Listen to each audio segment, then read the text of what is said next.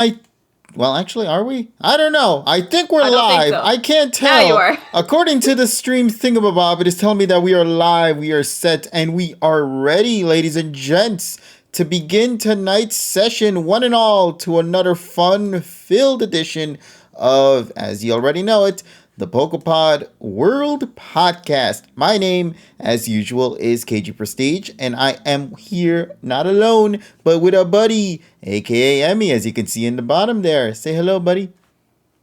Hello, everyone. Hello, hello, hello. And boy, we have a fun filled week to go and jump into many, many things from silly shenanigans to film sweeps to film delays, unfortunately, with regarding Mario specifically. And yeah, we got some fun shenanigans to discuss for tonight. However, before we continue any further, though, let me go and make a teeny tiny itty bitty announcement. Em, you might know what I'm referring to if you've by any chance seen the previous images I sent on the Discord a couple of days ago. Yes. So, Yes.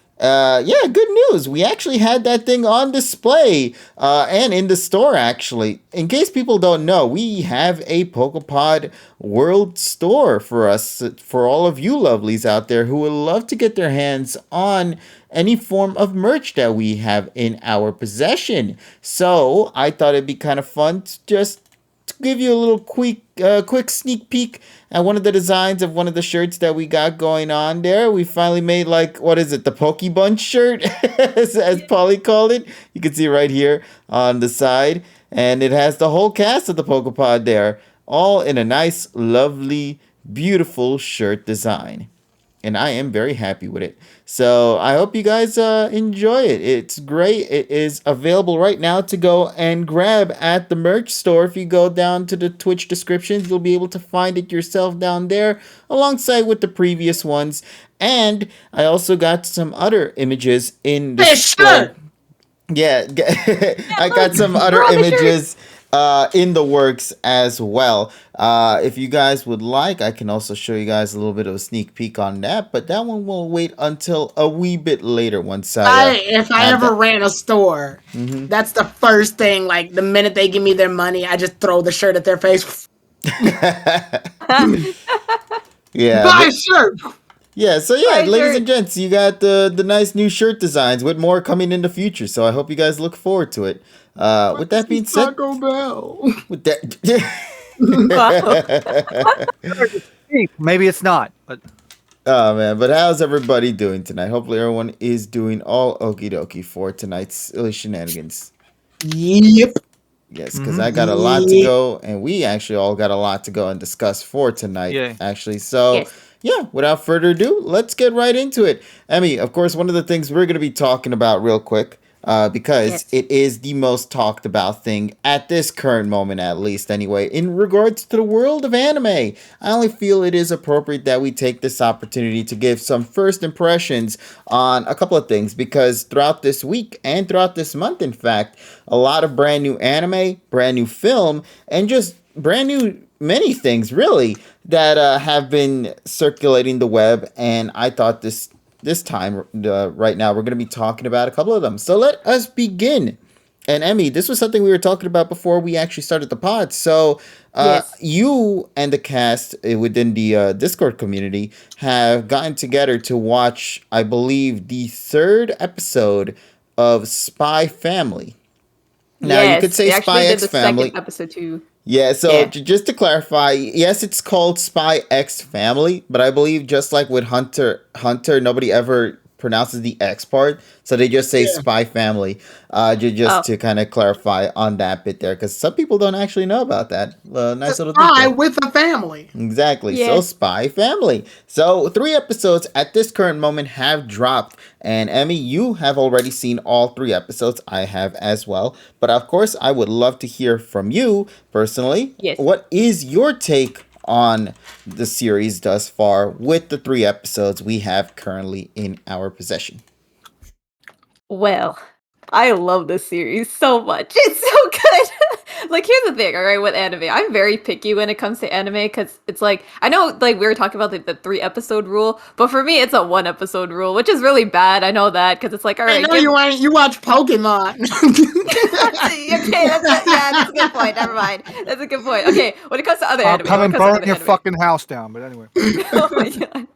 But yeah, so no, I'm like kind of picky when it comes to anime. So if I don't like, if it doesn't hook me in the first episode, I usually drop it. But like, very like this is very different. You know, this is like something I haven't seen before personally, and I just love the concept of it. And it's so wholesome. You think it wouldn't be, but they've just managed to make this series just the most wholesome thing I've seen. And it's just like Anya, like the small little girl, like she's literally the cutest thing I have ever seen. Oh my goodness. Like her expressions are literally the funniest thing, but she still manages to be super wholesome in a sense. And it's just amazing to watch. And just the overall like story that's going on right now, I just think it's really interesting to watch, and it's just cool too because it's a mix of everything. It's a mix of like action, it's a mix of wholesome, it's a mix of like, you could say like a little bit of romance here and there, just a little bit, you know. It's a touch, which is great for me because I don't really like romance stuff unless it's like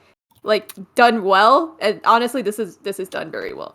And yeah, like all the characters are just super likable, and they just like together they just make each other stronger, which is so nice to see. I'm trying not to like spoil anything just in case people haven't been watching or they want to get into it, but Is this why you're giving the most cookie cutter adorable fucking description of Yeah, something? to not Yeah. spoil it, because it is one of those you have to see it for yourself to I can really. replace the name of the anime and replace the picture with anything, and unfortunately, it would fit No. the description. no, I know, but like it's just I don't know if I can talk about it for real because like just like people, it's Only still like 3 relatively episodes new, right? long. I say give it about 6 episodes, and then give it like a real, because then first season is like halfway over. Yeah, no, of course. Well, Yeah. honestly though, like I understand the popularity for this, and for what I've seen too, it stayed like at number one, I think, for animes this season, or at least it's like 5-star rating from what I've seen. So I'm just like, Yeah, honestly, I mean, it's getting a lot of Even praise. for me, Let's just- who I haven't seen it yet, because again, it's only been 3 episodes, and I wanted to wait till about 6. That way, I got like a Yeah. halfway point. Bro, I've been seeing this anime a lot. Like Spy Family's taken over basically all of Crunchyroll, Twitter, and anything that shows anime.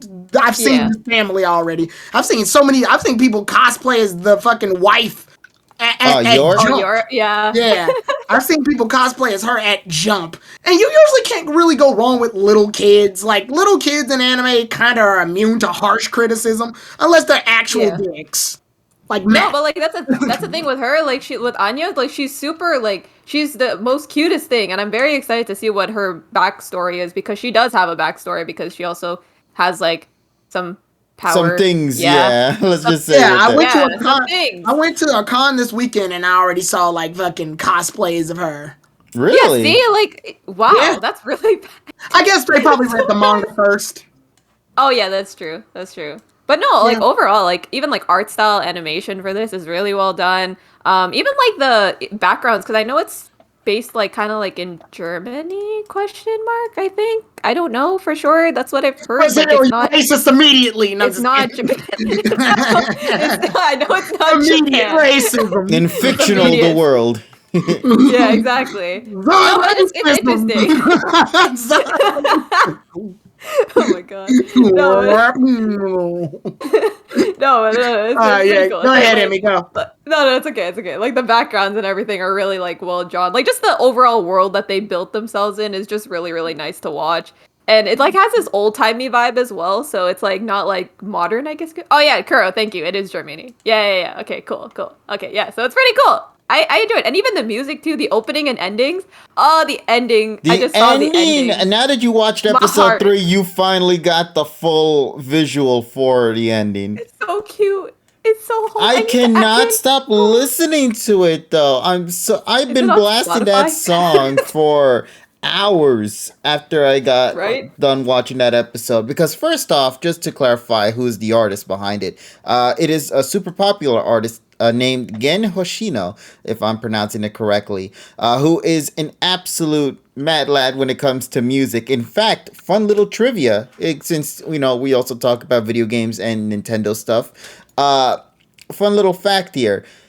He is responsible for that Mario 35th anniversary song, Create, that you might have seen back Wow. then when they were promoting the hell out of Mario 35th anniversary. So he is, when I heard his name being brought up, because he is very rare to see in the world of anime. I think the last thing he produced for the anime, or just anime in general, was with Doraemon, 2018, I think it was.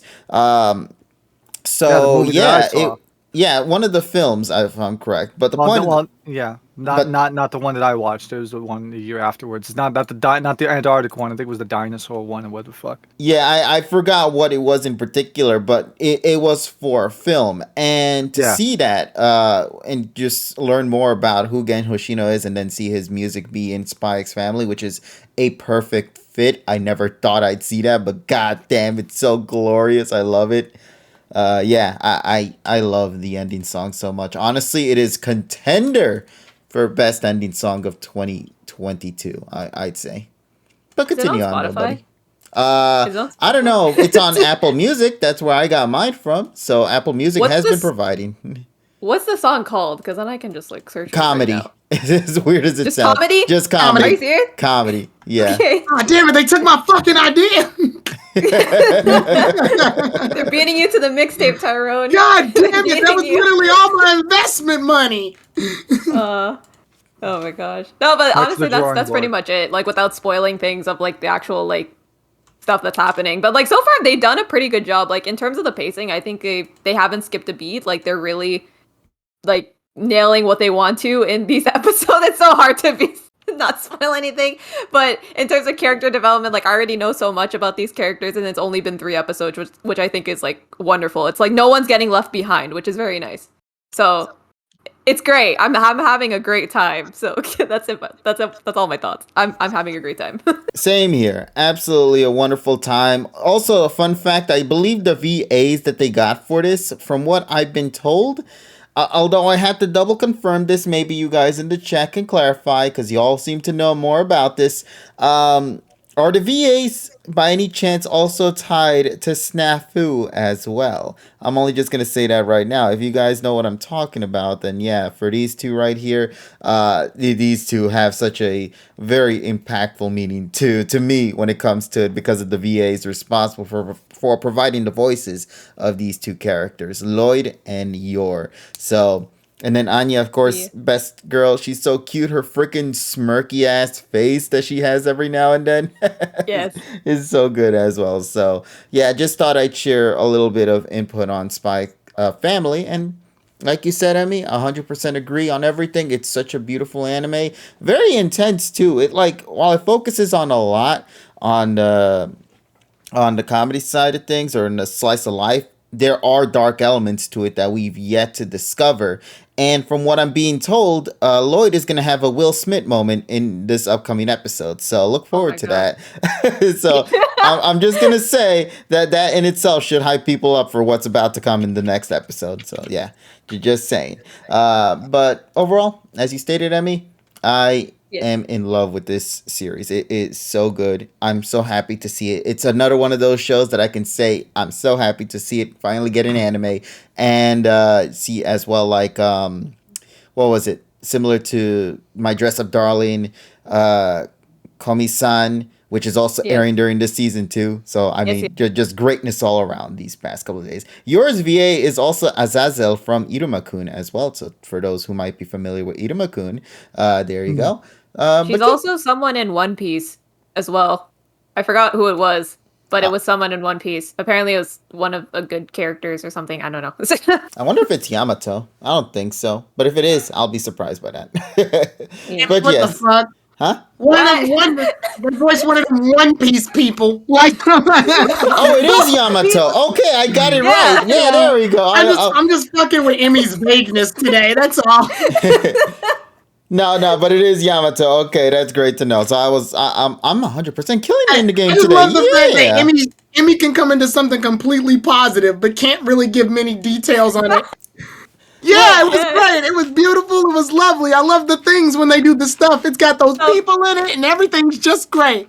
And the pow pow and the The club blammies and the I love the booms. movie. When I first stepped into the movie, the people were this. oh my god. Like she only describes things in adverbs. Oh man, but yeah, Slow so down. aside from that, with that little bit we just had in discussion, we should also probably talk Yeah. about something else that I recommended to you that's not anime as well, Emmy, since we are yes. now talking about this. And I've also kind of dabbled on discussing about this a little bit in past sessions here on Twitch.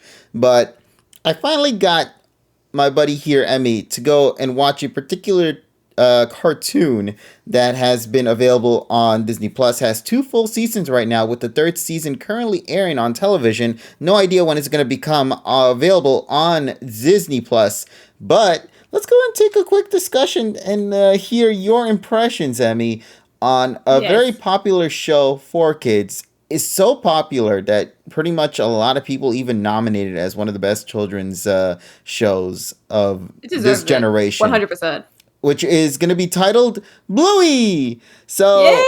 it's such a simple premise. Very, very simple show. It's just these like 7 to 8 minute episodes of slice of life adventures of an Australian blue heeler cattle dog and her family, her mother, her father, her little sister, whose name was Bingo. Bingo. I love it. Bingo was her name-o. I'm surprised they haven't made a pun on that. I'll be real with you. Same. I don't know why I did that. There we go. But yeah, so I'm surprised by that. But anyway, moving along from that though, let's take a second to talk a little bit about Bluey, because I think you have finally completed the first season, which I believe Yes. was like 50 something episodes. It was 52 episodes. Yeah, I finished it. I finished it today, actually, because I'm like, oh, I need to watch the camping episode. Let me finish this right now. Yeah, the camping episode was very late into the series.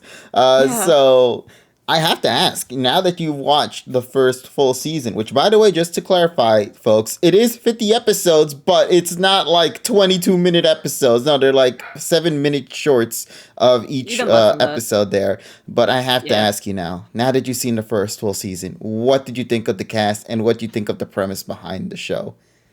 Well, okay, like in the beginning, I'll be honest, when I was watching this, I'm like, okay, all right, I'm trusting you, KG, because like right now I'm kind of confused. Like, it's cute, it's very wholesome, but I was like, all right, like I understand the whole premise. I mean, it's a kid show at the end of the day. It's teaching you life lessons. But what I found really cool is that it didn't feel like modern kid shows, if that makes any sense. Like, they didn't try to be like cringy or just like reference like, I guess, like modern culture. It felt like very like how I grew up, or just felt like, I don't know, I guess like it used concepts that I didn't think existed anymore, just like in terms of like just making like playing like makeup games and stuff like that. Because the way I see kids now is just like, I feel like they get so involved with technology that it's like all the stuff that we grew up with has kind of just gone out the door. So it was really nice just seeing like stuff that I used to do when I was a kid. Like, for example, like they take all like the sofa cushions and they make like a little fort, or like they play little games where they pretend like, oh, like they're a doctor or whatever. And like, I'm like, oh, I used to do that with my mom too.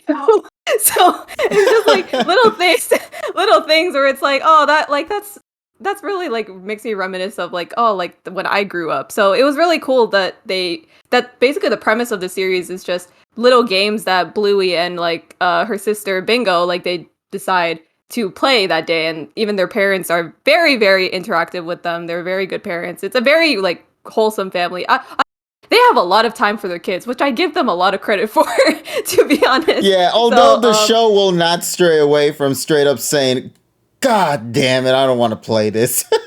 Yeah, I don't know if it's in season 1. If it is in season 1, great. If it's in season 2, oops. Because there is a moment when Bluey and Bingo are the ones that tend to say, the episode of this one is titled, this show. And so Bluey is trying to say the name of the title of the game they're going to be playing. And then the father jumps in and is like, whoa, stop what you're doing. And then you see Bluey like talking to the audience, and then she had to look back at her dad and she's like, what? So, what? Yeah, I love shit like that they had with this show. There's so many funny moments in here. Like, there are straight up laugh out loud moments that I've had watching this show. Yeah. From the parents' interactions to just the dynamic that these characters share amongst one another, and even some of the jokes and one-liners they have with the cast is great. They're not afraid at all to They're really straight up not. have some jokes that are pretty adultish. Like they'll Adult. they'll show the dad getting hit in the dick, bro. In some episodes. Yeah, legit. I love it. Like, yo, who would The have thought? groin is, And like, the man, groin is I'm the weakest so, part. like, like, just like, God damn, why you gotta do my man like that? We should hit him in the groin. The groin is the weakest part. It's so good. Like, this show's premise is amazing. But I'm sorry, I mean, you can continue though. No, it's okay. Yeah. I have to ask though. No. Now that you finally watched the first full season, there was one episode I've been asking you to watch, but I told you specifically you had to watch the other episodes to get to that point, to feel the impact of that moment. That episode is titled Camping. Camping. And I have to ask now, what's your take on that? Oh my gosh, camping, bro. They did what Journeys couldn't. Holy, my goodness. They did what Journeys couldn't. Like, they literally did the Tokyo episode, but they did it right. I'm just like, wow, who would have thought Bluey, an Australian kids show, could do this so much better than a Japanese kids show? I don't know. But like, Because man. it's popular to fucking shit on things. That's why.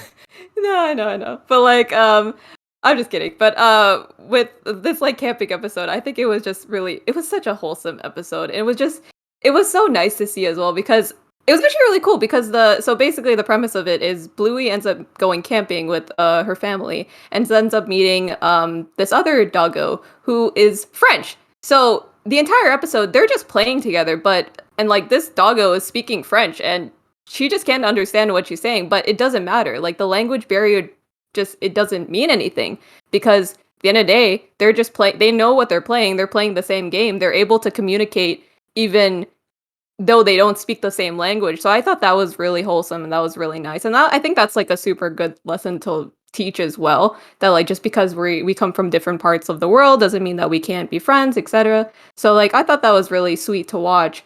And then there comes a point in the episode where the doggo, the French doggo, has to leave, and she says au revoir, so that means like goodbye, right? Instead of like, oh, see you tomorrow. And like Bluey doesn't understand, because of course like Bluey doesn't speak French, so she just thinks like, oh, I'm gonna see her the next day, it's fine. But then she comes the next day and Bluey doesn't see her and asks her mom like, oh, like where did like my friend go? And her mom explains to her like, oh, like they left. So, and of course she's really sad, and it's like, I'm sorry, Donnie. I suck at French. I'm sorry. I barely understood what they were saying. I was trying my best. I'm like, can Canadian French help me here? And it didn't. I only understood a few things. This is the second time, Amy. 2 for 2. 2 for 2.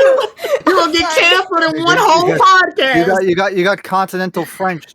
Oh, I know. We got the terrible French, bro. Like, I was just trying No. You don't say that. You have the original French. The core French? Oh, man. The original French from the freaking 1700s. That no one uses anymore. But, exactly, because that's what happens, you know, they got off the fucking boat and they never went back, so the culture was changed. Oh my god. Yeah, fair. Okay. But yeah, so of course like Bluey's really upset. Like she like cries and everything, because it's like, oh, like I never got to say goodbye kind of thing, and they had so much fun. But like I think that overall message of like, yeah, and then here's the thing, she had a conversation with her mom. And this part got me, because this is something that I've told people, and I've also like been told myself, where it's like people are going to come into your lives and sometimes they're going to leave, but the impact that they make on you is something that's really special. Wow. The impact that they make on you is really special. I'm going to get out of here. Fuck you. Never knew. But wow, guys. But be aggressive and zappy, and Yeah, All right, I mean, then. just so Joy and everyone else cussing in the background. I just I'm imagine. just like, nah, screw you, Emmy. No, Forget no, it. no. We just No, we're rolled up like kidding. fucking home. We just rolled up like fucking Homie the We're Clown. kidding. I just imagine. No, no, no. You know how the episode titles of Pokemon where Ash was like, "Bye bye Butterfree." Dun, dun, dun, dun, Yeah. dun. Fuck them. Oh my gosh. Go ahead, Emmy. Go. No. I know. You guys are great. You guys are great. But like, no, seriously. But like, some people, like, people will come into your lives. They will make an impact on you, and you will like remember those good times that you had, and you guys will go your separate ways. So I feel like that message in itself is so something that I wouldn't expect from like kid shows nowadays, and maybe that's just me not watching a lot of them because I see them as the same lens of like, oh, they're just trying to be cool and they're just relying on technology so much and they just forget about all the old stuff that you do when you like growing up. You just play like little games that you think of, it's just kind of stuff like that. So hearing that message was just really nice to see. And then you have the ending. So within the episode, there is a little sapling tree that Bluey saw, and she saw it growing, and she wanted to go show like her friend, right? But like I said, like the friend left, and then we have a time skip where you have an older Bluey. Clearly, because you can see she's taller, she looks slightly a little bit different. She has, I think, more hair now. So I'm like, oh, Damn, part 2 of the Bluey anime already out. legit. Exactly. So you see her, she comes out, she's sitting by that same tree, and she's like going to read a book or whatever. And then you see the said friend come out and is like, and she speaks English now. So she's like, hi, Bluey. And then that's the end of the episode. I think that was such a nice ending to just like end it off being like, you know what? Sometimes these said people would be like, nah, never mind. Not screw you. I'm coming back to say hello. So it was really nice. It was such a nice episode. And like I said, like these are things that I wouldn't expect from like just like I guess like kid shows, quote unquote. So it was really nice to see that. And I think that goes for the same for like the entire of what I've seen for season 1 is just it's very so wholesome. You know what? Surround yourself with wholesome things. It will make you appreciate things a lot more. It is I will say. so yeah, the perfect word to summarize this series is just pureness, wholesomeness. It's like these kind of simple words right here that can describe the show, but that's because they built upon it, and it works. You love the cast, you love the direction, you love the world that they're in, the stories that they establish, and what they're trying to send as a message. Sometimes children's animated shows, like for young ones, tend to be really, really hard on like the message to the point that you already know what it's gonna be. But with Bluey, it's like you don't know what's gonna happen in the episode because they're never titled around that. They always say, oh, we're going to be playing this game this episode, but you don't know the real message behind that one until you get to the end of the episode. And it works and benefits entirely from that. And I appreciate Bluey's direction for it with this premise. Yeah, but there's a difference. Pantomime, there's a difference, though. Arthur's animated series started in 96. Exactly. This is a 2020 or 2019. Yeah, this is a modern cartoon era right here. Which is very rare to see a show like this in this current era that tends to be more super streamlined and very on the nose about what it wants to be. But for Bluey most of the shit on PBS these days. Yeah, exactly. So to see a show like this one here, completely going the opposite direction, even having some jokes for the adults too who watch it. Like I told you, getting hit in the groin and whatnot. Like there are premises like that throughout Bluey that really makes it not only just enjoyable for the young ones and also give wonderful messages, but it also does a really good job at also giving messages to the adults too. There will be a moment in season 2 that they will focus on Bluey's mom, and you will learn a little bit about her backstory in 1.2 episodes actually, and one of them made me cry, bro. I'm gonna tell you that right now. One of them made me cry because it you know what it is? It teaches you the value of time. I'm gonna leave it like that. Time is one of the most important things they'll have in that one episode, and when you see it, which is later down the road, it will get you a little emotional, especially with how Yeah, close you are to your family or friends and whatnot. It's a of very course. touching episode. And then there was another one. You enjoyed the time skip in this one. I'm gonna just tell you right now, this premise isn't gonna be the only time you're gonna be seeing that throughout this Oh show. my gosh. I'm not gonna Yo. spoil when it's gonna happen, Uh-huh. but it will catch you off guard because it caught me off guard. Because the episode was Oh. not designed around that in mind. And then the ending of the episode happens, and I'm like, oh my god, that was so unexpected, and I loved it. So Yeah. seriously, give Bluey a shot. I know it's such a weird thing to say because this is a Disney Junior show. This is like for the very young ones, but honestly, the way it's written, the way they take care of the stories and the animation and all that, there will be things in season one that I could say is outdated. There's just Yeah. one episode. I'll tell you right now. There's just one episode where they do flossing, but after that, though, that's it. Like everything else like- is consistent. But even then, the flossing one was still surprisingly cute in It's a not way. bad.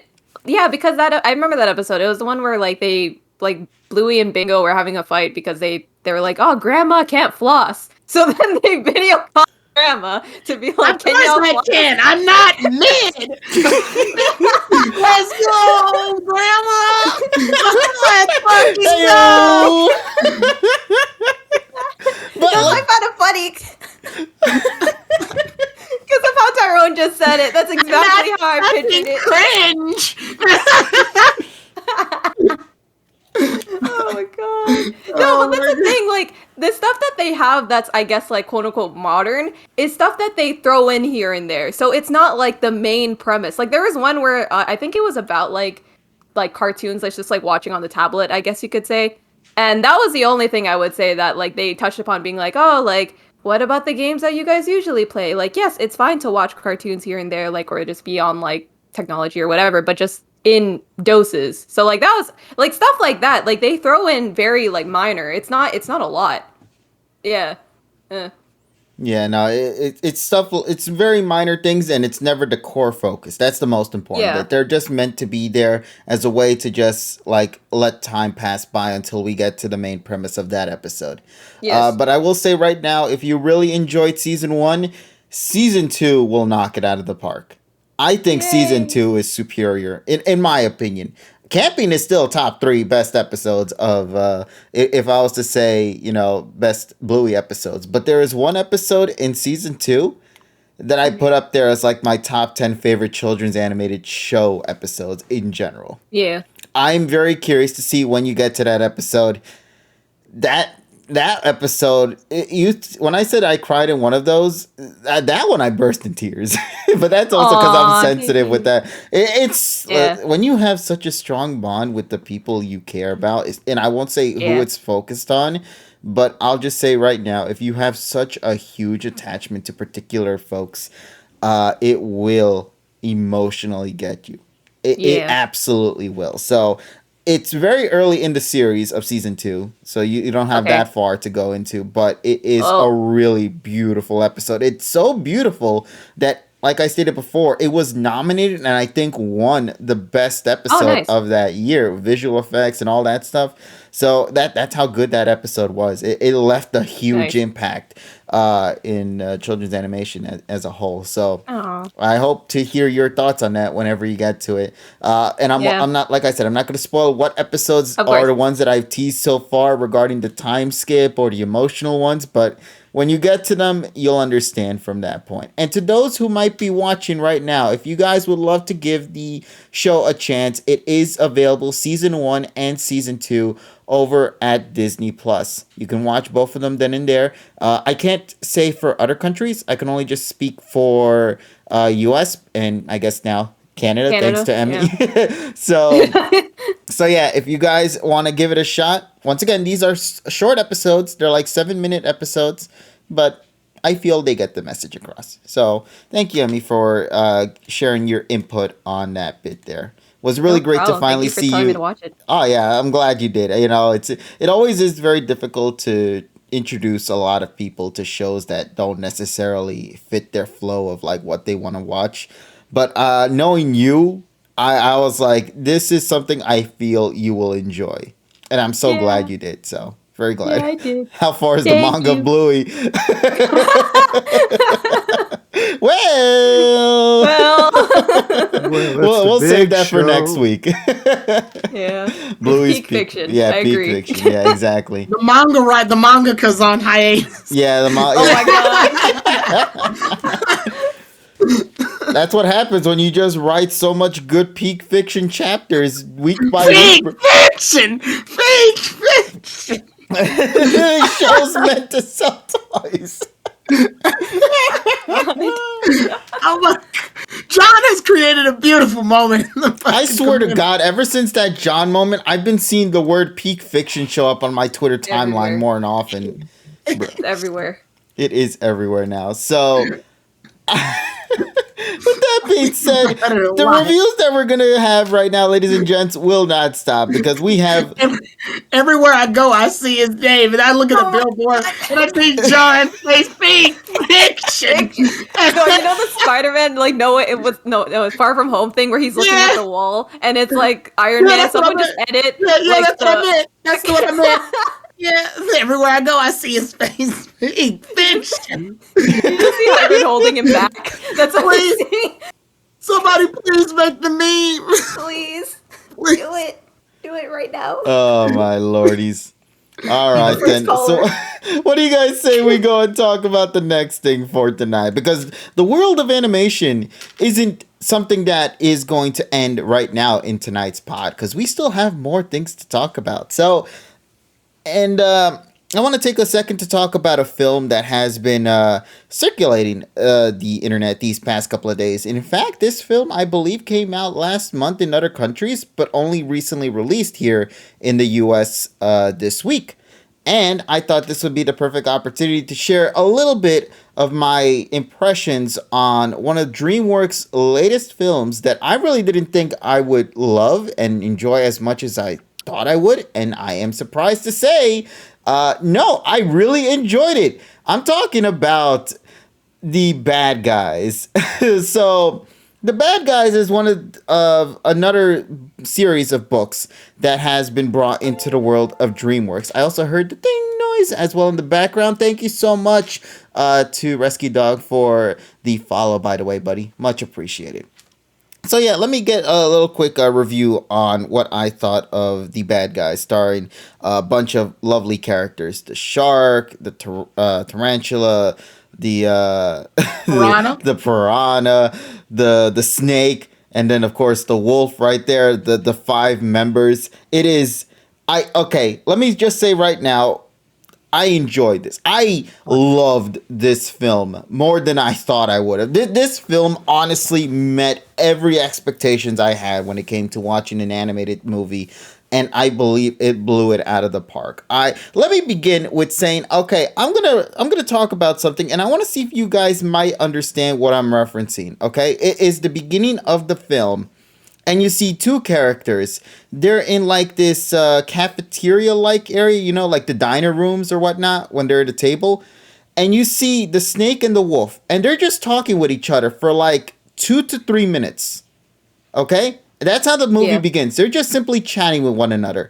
And then after a while, after they finish talking, they get up out of the diner and go and try to pay the money for what they pretty much purchased. But then when the camera pans, you see to the side a bunch of civilians hugging the wall, completely in fear of the snake and the wolf. And then you see the wolf trying to find the cashier lady to see if maybe somebody could come out and help. And nobody's, showing up whatsoever. And he's like, okay, you know what? Never mind. I guess since somebody wants to come out, let me just take out some money out of my wallet. Here you go. I'll put it down. And I'll see you guys later. And then you see the wolf and the snake walk out of the diner room. They head out. And right next to it is a bank. And then the snake and the wolf, they're still talking, crossing the street, heading towards the bank. Everything's all fine and dandy.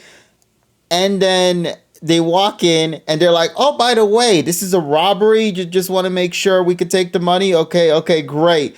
And then it starts the movie up. It's like 4 to 5 minutes of just them casually talking, like nothing's happening in the background.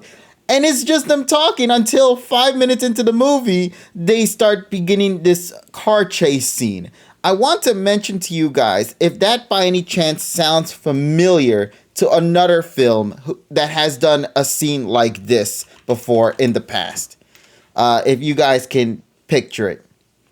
So I'll leave that up to you guys. But anyway, moving along from that, to get to the main episodes or to the main movie's premise, it is of course involving a bunch of creatures that have this distinct look. If you know the plot of Zootopia, that's kind of what they're trying to go for with this film, where these creatures are being seen as aggressive creatures. They're not ones to be trusted. They're always seen as like the villains and never can ever be on the side of good. So the wolf and the other cast of characters decide to say, hey, listen, if you're going to treat us like this, might as well go the extra mile. Let me go and be the bad guys like you say I am. So they straight up rob banks, they straight up steal stuff, they straight up do all this left and right throughout the movie. And then they get to a point where something happens to where they now have to try to act good in order for them to continue staying bad.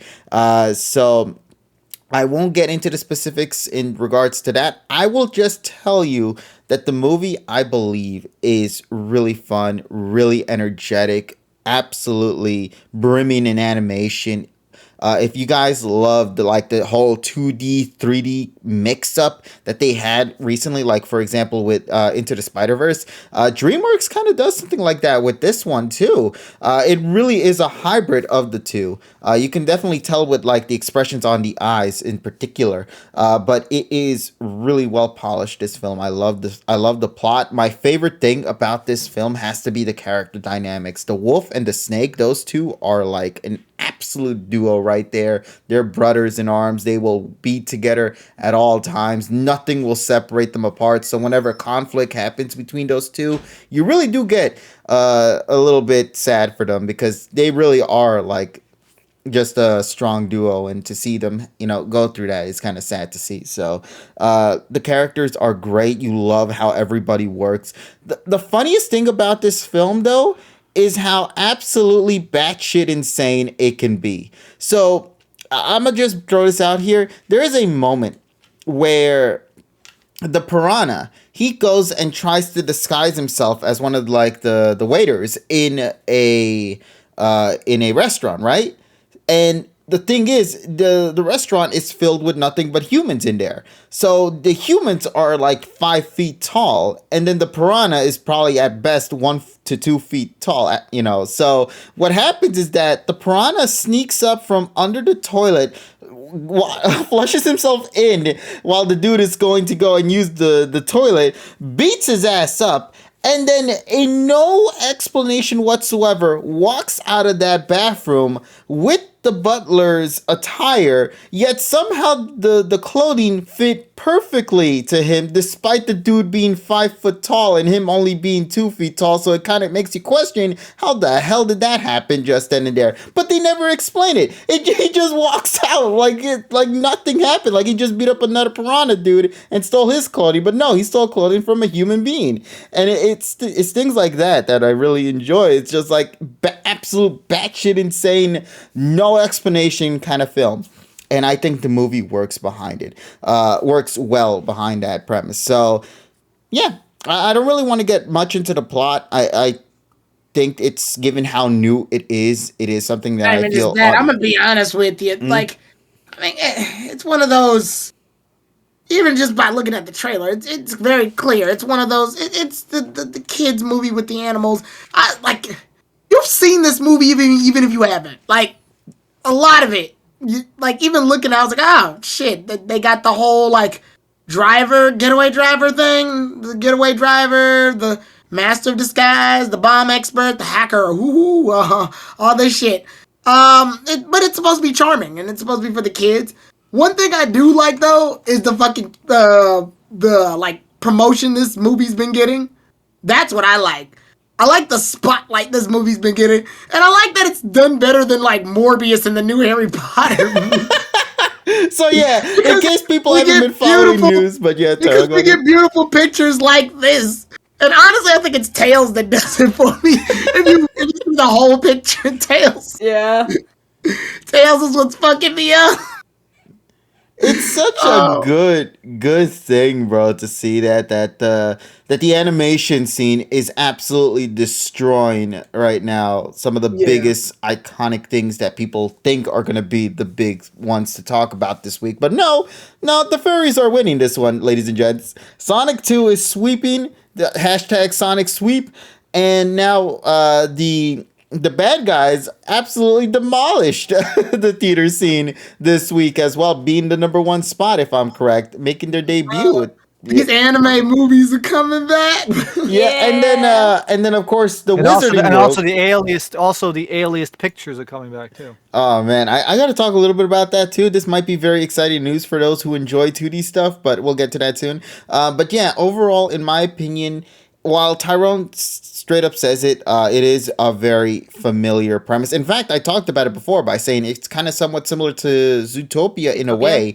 Or Madagascar. It's charming. It's charming. Yeah, that's the thing about it. It's very charming. The animation really sells it though. The animation, the character dynamics, I really, really love the cast. They are absolutely phenomenal in this. They really do feel like they're a family, which is very hard to sell sometimes in animation, but I do believe that this one absolutely nails it out of the park. The cast is great as well, like the VAs who are responsible for giving the voices for all these characters. They're great too. I love the little dance segment they had in the middle of the show with Foxington and the wolf. That dance bit was absolutely joyous to see. They did great with this one, and honestly, it is very rare for me in particular to go and want to watch a movie again on a franchise that I am very unfamiliar with. So, for example, with the Marvel films, I would maybe watch it once or twice, because I always like watching the Marvel shit. But like with new IPs, I tend to give it a one shot and then just leave it at that. But for this film, I had a lot of fun with it. I want to watch it again. And I really want to see more about it because I'm pretty confident there are more references and bits in this one, like the one I mentioned earlier at the very beginning. In case people didn't know, the bad guys, the opening shot of the bad guys is literally a reference to the opening of another film called Pulp Fiction. Who might have seen it or maybe not, but that is something that I wanted to address there for those who might have not known. But yeah, so it's straight up a carbon copy of that, which I thought was. Does Wolfus look like a bitch?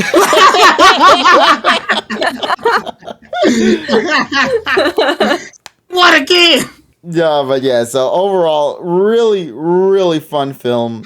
Absolutely one that I would recommend. I'd give it at a best. I said on Twitter like an 8, but honestly, I chewed it up to about an 8.5 out of 10. I really Nice. had a wonderful time with this film, and like I stated before, given that it is a new IP, it is rare for me to give a chance for a film like this another try and watching it again. But I want to go see it again. So yeah, Aw. I can't wait whenever that time comes. But for now, it gets my seal of approval. DreamWorks, you guys did an amazing job with this one. If this is going to be the future of animation, where we're going to be going to 2D/3D hybrid animation films, then I am excited. In fact, you don't realize this, but another film that's being produced right now by DreamWorks, Puss in Boots, that one is also going through a similar style change as well to fit like what we're seeing right now with the bad guys. So yeah, I'm really looking forward to the future of animation. In fact, you guys were talking a little bit about the 2D animation side of things. I don't know if you guys heard the news regarding Disney in particular, but Disney had opened their doors and are working with animators once again to start bringing back 2D animation back into the scene, making more Seriously? television series and even films for the future, feature Yay. films. So we might be seeing a renaissance or like a resurgence of 2D animated films coming back into the big screen at some point in the future. When that time will come, though, we can't say for certain, but it is very, very, very exciting to hear about. So if I can go and find the particular tweet about it, which hopefully I can. If I can't, then I apologize. But for the most part, yeah, it is just really, really exciting to hear that we're going to be seeing things like this come back at some point in the future for TV animation. So yeah, look forward to it, ladies and gents. It's going to be a great time, honestly. And I can't wait to see the new 2D shit that they have in plan for the future.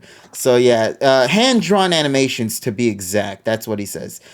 Disney animator Eric Goldberg says they will return to 2D animation real soon. We have an atmosphere and a group of people who recognize that's part of the legacy here.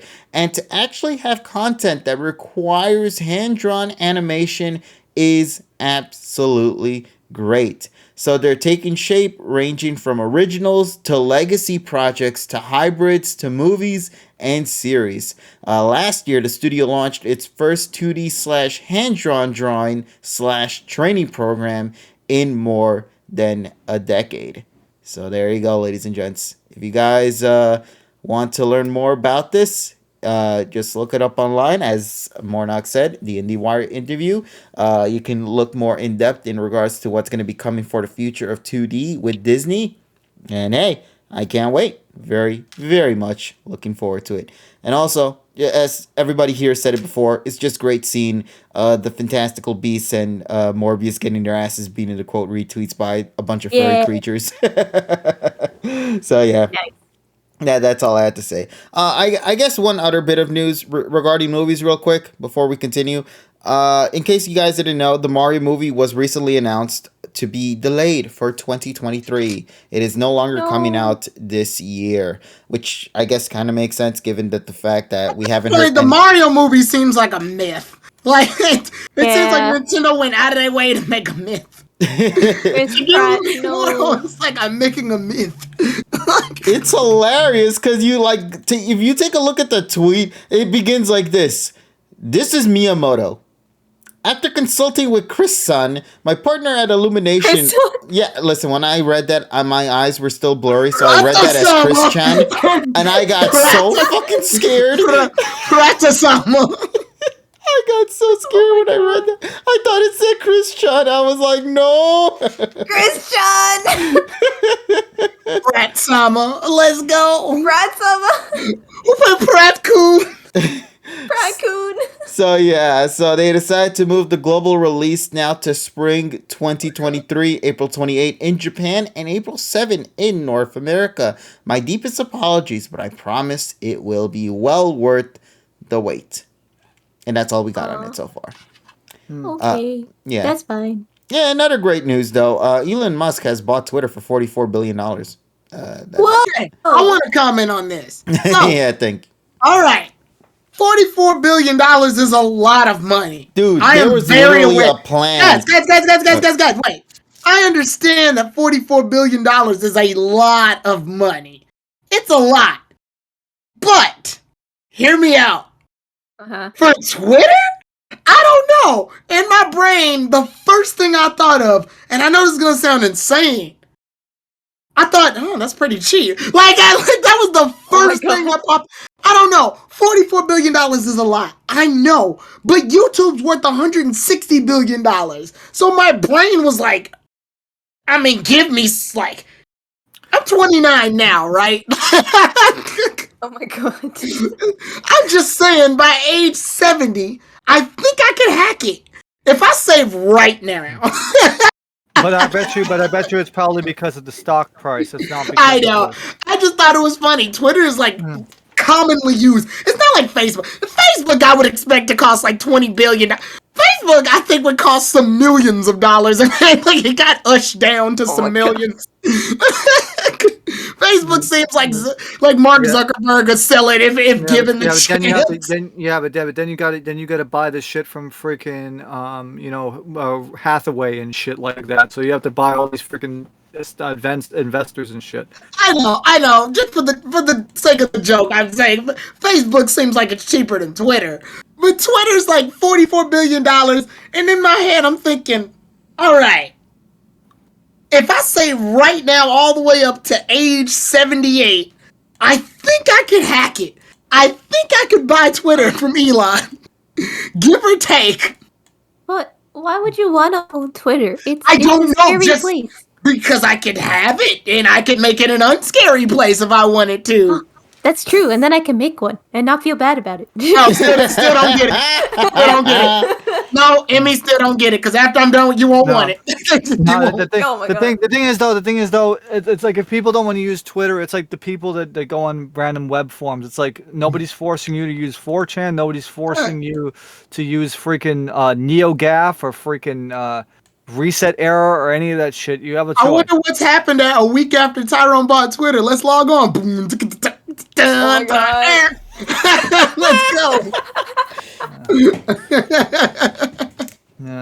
But no, I'm just thrown back by how. Now, KG, you can continue what you were saying. I'm just thrown back by how cheap it was. Oh no, I was just saying that I could have sworn last year, wasn't there something about Elon Musk saying, "Yo, give me the way how we can end world hunger and I would totally help out."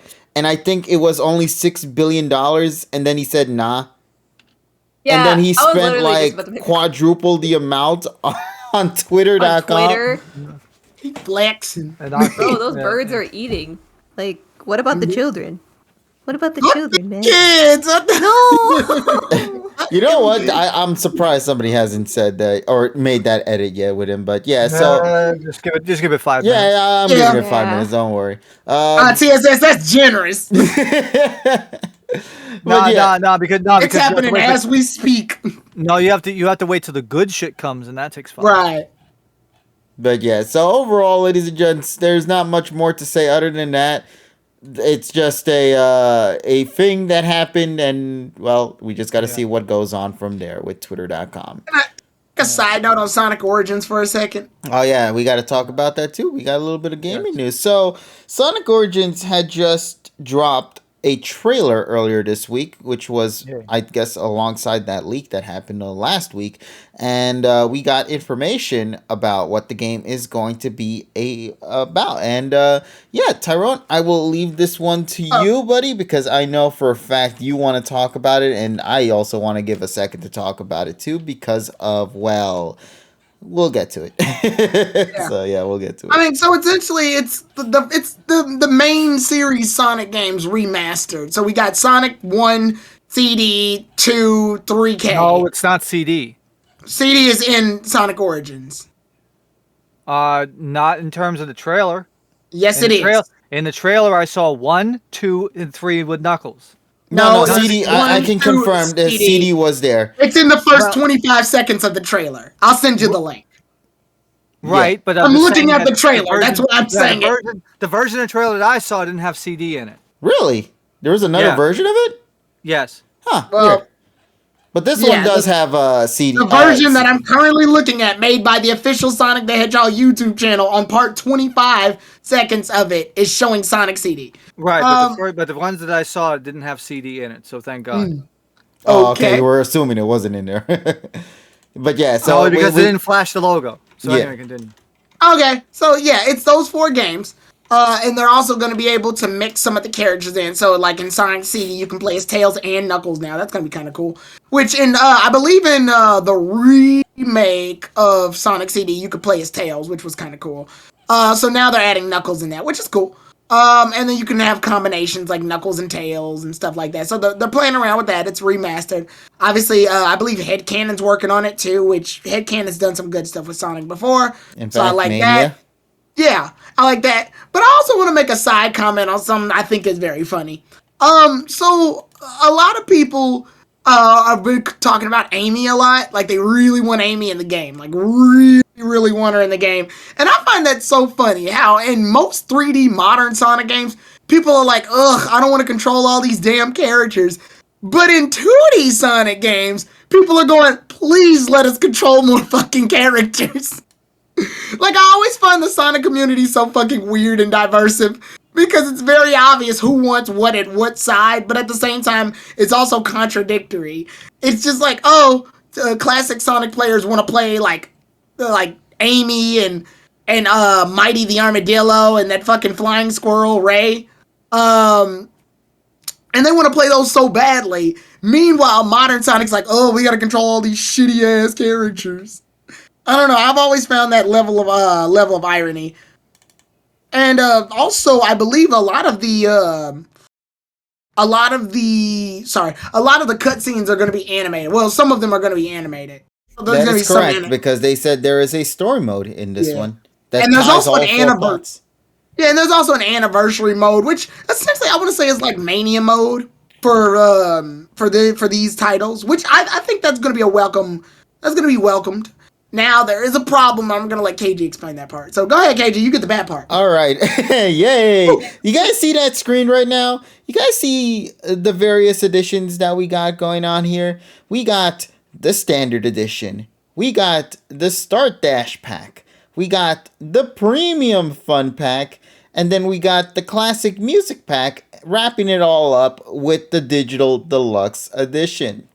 So, as you can see right now here, it looks like a mess. It's so awkward. For some reason, in the standard edition, if you just buy the game on its own, say without the DLC or buy pre-order and whatnot, which, by the way, the game doesn't have a physical version. It's all digital. There's no physical copy for this game, by the way. So if you guys wanted a physical copy of it, sucks. But that's what they're doing with this one for some reason. But yeah, as you can see, if you just buy the main game in itself, you get none of the collectibles that are outside of it. However, if you buy, say, the Premium Fun Pack that I assume will be included in the DLC some point in the future, you'll get all those various things, but you won't get the music pack that's available that includes additional music tracks from the Mega Drive / Genesis titles. That you'll have to buy separately on its own in the Classic Music Pack. Or you can buy everything all together by getting the Digital Deluxe Edition. However, if you don't buy it via pre-order, you will not get your possessions on the 100 bonus coins, the mirror mode, and the letterbox background that are available because of you pre-ordering the Digital Deluxe Edition or the Standard Edition. So, in itself, it's kind of a mess. But the biggest criticism I think a lot of people are having with this game has to be the pricing. It is going to cost you a total of $45, if I'm correct. What? Yeah. Damn. The pricing for Sonic Origins will cost you about $45. And I think that's for the Digital Deluxe Edition. I think the Standard Edition is only going to be $39. So... Wait. So an extra $1? $5. $5. $5. $5, yeah. Dollars. Oh yeah, and also, by the way, folks, and you get fucking free Denuvo, which means that it's gonna run like shit, because Denuvo likes to freaking slow PCs down. And we're talking about fucking Denuvo on fucking Genesis and fucking Sega CD games. And also, well, and the thing is though, if you want a version that doesn't have Denuvo on it, get the fucking Android APKs or the Android version. Take the data file off of that. Those the ones that came out in 2013. And then play the freaking decompilation versions of Sonic 1, 2, and CD. That's a better freaking experience. If you were to buy it on PC, yeah. Yeah, I'm going to be honest with you. I played a lot of ports of Sonic's 1, CD, 2, 3K, and yeah, played a lot of ports. I own various versions of Sonic 1, CD, 2, and 3K, and this is the worst price I've ever dealt with in the face of my life when it comes to buying me. You could get fucking Sonic Gems, Mega Collection, the DS Collection. Hell, you could get the games on Steam right now. What the fuck is this? Is this a joke? Am I being trolled? Nope. Well, you're getting remastered. Like, what the fuck? Bruh, I don't even think the benefits that you get for this is worth $45. I'm sorry, it's a port of fucking the first 4 Sonic Genesis games. Like, what? But the thing is, though, they digitally remastered version, and you get that and the other version as well. See, $45 rolling around in that case. Well, and remember, actually, you're technically playing for 8 games, and you're getting music and other shit. Yes, Yeah. Donnie, I know. I mean, it's shorter to say Genesis games rather than say Genesis plus the CD game, like the Sega CD. Like, I didn't want to say all that. It's a muddy sentence. My point is, the first 4 Sonic games, or the first 4 main titled Sonic games, I think this is the worst. Like, I think this is the worst price. This is at the absolute worst price. One of them is a 100 ring bonus. That what? What? No, it's 100 bonus coins. Coin? What the fuck? Man, this is stupid. You can get your $45 back in those coins. Here you go. I'm Emmy. I'm not even gonna entertain this. I'm not. I'm not entertaining what you just said.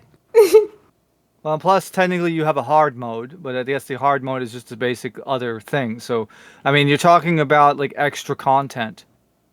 So the question is 8 versions of it. So you have total of 8 games in total. You have 4 remastered games, 4 of the original games.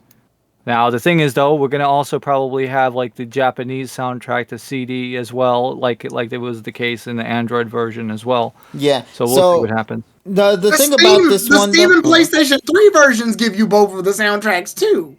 I was gonna also say, if you buy this though, for example, you will gain access to music from other various Mega Drive / Genesis titles like Sonic Spinball and whatnot, as like little collectibles, I guess you could say. But I will admit though, the $45 is pretty alright. I don't find it that bad, but the actual worth the games is where you can kind of begin discussing about what you think of it. I still think it's great overall to see these 3 titles finally get the digitally remastered into main consoles release, but yeah, I don't know. It's just that's just how I personally feel about it. I'm not. I guess it's probably because I've been playing classic Sonic games a lot. So to see this price kind of just bugs me, especially when Sonic Mania I think was like $20. Yeah. Didn't Sonic Mania? Yeah, Sonic Mania started like for $25 if you include the DLC and also a physical copy of it for $30. Yeah, like even at its best, it's $30. This, I'm sorry. Now, if you had given us the Sonic Jam included in this, then I would have been perfectly fine. I would have paid. Yeah, then I would have paid $45. Yeah, but I feel like as is for what it is right now, it feels a little on the mid side. That's why there's controversy happening on Twitter regarding the pricing for it. I still will get my hands on it. I am a little bummed out that I got no fucking choice. Sonic owns my goddamn soul. But I mean, you literally played 4 hours of Roblox Sonic the other day. Yeah, look at him on the case. I own your. Look at him on the case right now. I own your soul, bitch. Give me your soul. Got a soul fast. I mean, just play it on Yaba Sanshiro. I mean, you could play Sega Saturn on Yaba Sanshiro and it'd be fine. For $5 more, you can buy Switch Sports, Lamau. Exactly. But yeah, so overall, yeah, there you go. That's all I gotta say on it. It's kind of a little bummed to see it. Yeah, I don't like that price. When's Also, it coming out? Do we got a release date? Yes, coming out on June 23rd, if I'm correct. 06/23. That's not bad. That's not bad. Yeah, that's the 31st anniversary of Sonic's release in the US. Yes. Yeah. So they're celebrating on his birthday. So yeah, a lot of people are saying, oh, you could theoretically just mod Sonic 3 and all that and all, but it's like Sonic 3 Air, if you remember, we played that a while ago, Teron, which was like the HD widescreen edition of Sonic 3 and Knuckles a while back in one of our races on it. Like that's like people are saying, oh, you could just play that instead and whatnot. But I'm like, to be honest, I'm honestly more interested on the story mode in itself. I want to see what the story is. What additional content they have, I know we stopped talking about movies. Can we talk about this real fast? Somebody I'm not going to get to my review then. Okay. No, it's just a second. It's a second. It's literally 1 second. The guy goes, the new Batman movie, 2 out of 10. And then there's a reply goes, this movie is nothing but ASMR cringe. Damn. I got to watch the Batman now that it's available on HBO Max. Yeah. All right. Let's get into it now. All right then. So TSS, because given how the way the episode's directed, I think we can have some time to talk about it. It wasn't that bad. Plus the episode review isn't going to be long. I know, not for this one. And especially with the smaller cast tonight. Yeah, we'll be breezing through it. Yeah. All right, so folks, my review tonight is actually for it's actually for an OS because I know that I've been experimenting with this OS for like the last week and a half, and it is about Batocera Linux. What is Batocera Linux? Batocera Linux is a open source and completely free retro gaming distribution, Linux distribution that can be copied to a CD or they could copy to a USB stick or an SD card, or I'm going to tell you how I did it in a few moments.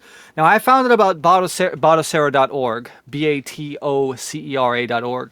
Now, I heard about Batocera Linux about 3 years ago from ETA Prime, and when I originally tried it 3 years ago, it was nice because okay, you could have a nice OS on. You could have a bootable USB flash drive with like your ROMs and stuff, and you'll be able to play and do all that stuff. And I thought originally that was okay, but now today, Batocera on Batocera as it exists now for version 33 and 34 beta, they have a lot more systems, and I'm gonna be excited to talk about it. So, Batocera Linux.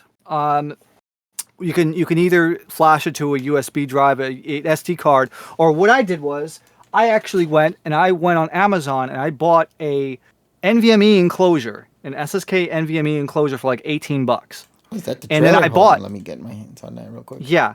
So I bought this enclosure because I priced a 512 gigabyte like SanDisk USB stick, and they wanted $50. You could get an NVMe SSD. You could get a WD 500 gig blue for $50, and then pay $18 more to get a USB enclosure for it, and it will last a hell of a lot longer than a USB flash drive. The problem with USB flash drives is that if you use it too much, they will die out. So I wanted to have it in like a little enclosure to put it in there, and then have all of my games and everything else on it. Now, here's where it gets really fun. So Batocera, you could put onto this external drive, and you could plug it into any Windows-based computer, like any x86 64-bit computer. You could take an Intel, AMD, anything like that. It will just boot up and it will launch into Emulation Station front end. Emulation Station front end. If you guys have ever tried like RetroPie and other things like that, it's the same interface, more or less.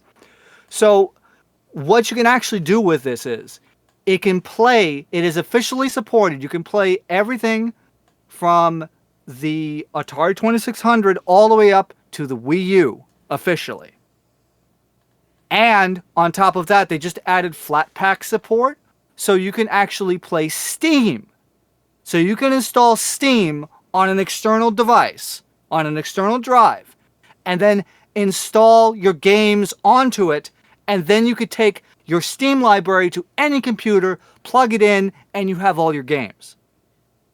Now, compatibility is questionable, and I will get into that in just a moment. But basically, think about it this way. You can have your entire ROM collection and everything with your saves and everything like that on an external device, and then take that with you wherever you go. Plug it into a laptop, it's going to work. You plug it into somebody else's computer, it's going to work. And it doesn't matter what graphics card you have. It doesn't matter if you have Intel, AMD, or NVIDIA. You just have to, it will automatically detect what hardware you're using, and then you could just plug a controller in, like an Xbox controller, and then just start playing.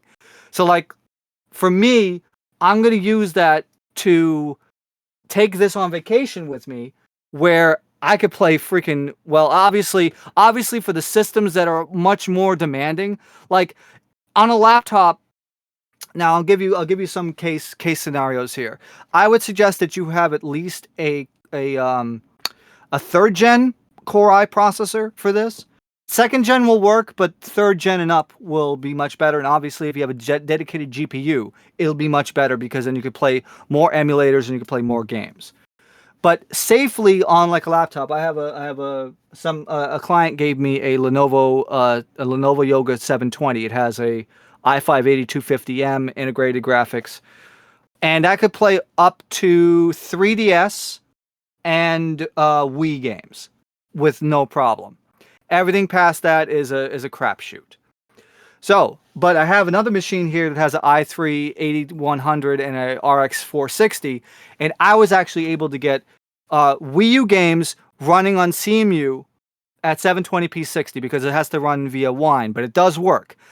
And if you go and search around, you can make Yuzu, the Switch emulator, work on it. And if you do, it won't be through the interface. I'll explain it. I'll explain it on my stream on Friday. But you have to run it through the file manager. By the way, built-in file manager. You can plug in USB flash drives and just copy your ROMs over and whatever, or back up your ROM folders and settings folders and whatever. You run it from that. You can run the latest version of Yuzu. And then I was playing Mario Kart 8 Deluxe at 60 frames per second, 1080p. Oh. I was able to play Mario Kart 8 Deluxe better than the vanilla Mario Kart 8 on that hardware. And like I said, that's a low end i3 8100 with an RX 460. I was able to play Mario Kart 8 Deluxe, all the DLC, like the DLC that's out right now. I was cruising around freaking the French promenade, the Paris promenade in 60 FPS, and it was working fine. And on top of that, you can then take some of your Steam game, not only your Steam games, because I had Sonic Mania running, perfect. I had Outrun 2006 Coast to Coast run, perfect. Quake's Linux port, the new one, the one that was that was released last year, ran perfect. And I was able to play some of my older Windows games too. You just drop it in a folder, and the Proton layer loads up, and you can play your freaking Windows games. So to have everything in one place, one-stop shop, it's fantastic, because now I don't have to worry about having fucking 5 USB flash drive, 5 computers or 5 SD cards or whatever. I just plug this drive into the system and it will just boot, and I have all of my games. And that is amazing. So Batocera Linux, you can get it now, batocera.org. You get version 33, but I suggest that you download the beta version, which you can do it from inside the menu. But like I said, everything just works. It's very intuitive, very easy. It also allows you to set up a network share, so you could just copy your ROMs that way, or you can just plug a USB stick or USB hard drive with all your ROMs and just copy it to the drive. So like I said, it's a one-stop shop for everything, and you get Sega Model 2 also. So if you wanted to play freaking Daytona USA or Virtua Cop or freaking House of the Dead or Sega Rally Championships, you can do that as well. There's a huge list. There's a huge list of systems for Batocera, and Batocera has really improved over the last 3 years. I tell you, I have been having so much fun with this. It's not even funny. So get it now, batocera.org, and put it on a USB. If you want to try it on a USB stick, or you could put it on an SSD, external SSD or internal, and try it today. It's really worth your time. And they also have a wiki, so if you wanted to load all your BIOS files and stuff, they tell you exactly where it is too. Also, shout out to Batocera Nation on YouTube too. It also gives you tutorials on how to set up some of these systems on the system as well on Batocera. So yeah, if you wanted like a portable game system, go ahead, KJ. I was just gonna say, yeah. So like right now, if I download it, I can just have all this stuff set up on the go on my computer, and just play around with it, similar to say something like RetroArch. Well, it's gonna boot into its own OS. So you write it to a USB flash drive or an external drive like I did, and then you just load off of it. You just boot your computer off of it. You don't even have to touch your computer. You just have to boot off of it like you would like a boot off like a USB flash drive. You just change the boot order, and then you just plug it in, and then RetroArch. Now RetroArch is the emulator front end. Batocera uses RetroArch for some of the emulators, but it gives you a lot more choice. Like you could run the standalone version of DuckStation. Like I said, you can run CMU. You can run Sega Saturn, you could run, you could either run like the retro art, the lib retro version of of the Jabba Sanshiro, or you could run, I think, Mednafin, I think, standalone, and also on N64 you could run Mupin 64 standalone, or the one of RetroArch, like Parallel Core. So it gives you a lot of options to do that. But like I said, you can install Steam and have all your Steam games work too. Except Persona 4 Golden, unfortunately, and I will explain to it. I'll explain it on my stream. But yeah, but you could basically just take a drive, plug it into your computer, boot off of it, and then you have all of your save games, everything saved. So you could just take it from one computer to another, and just have like a side computer, like a side laptop or a side like small PC, and just play games. Huh.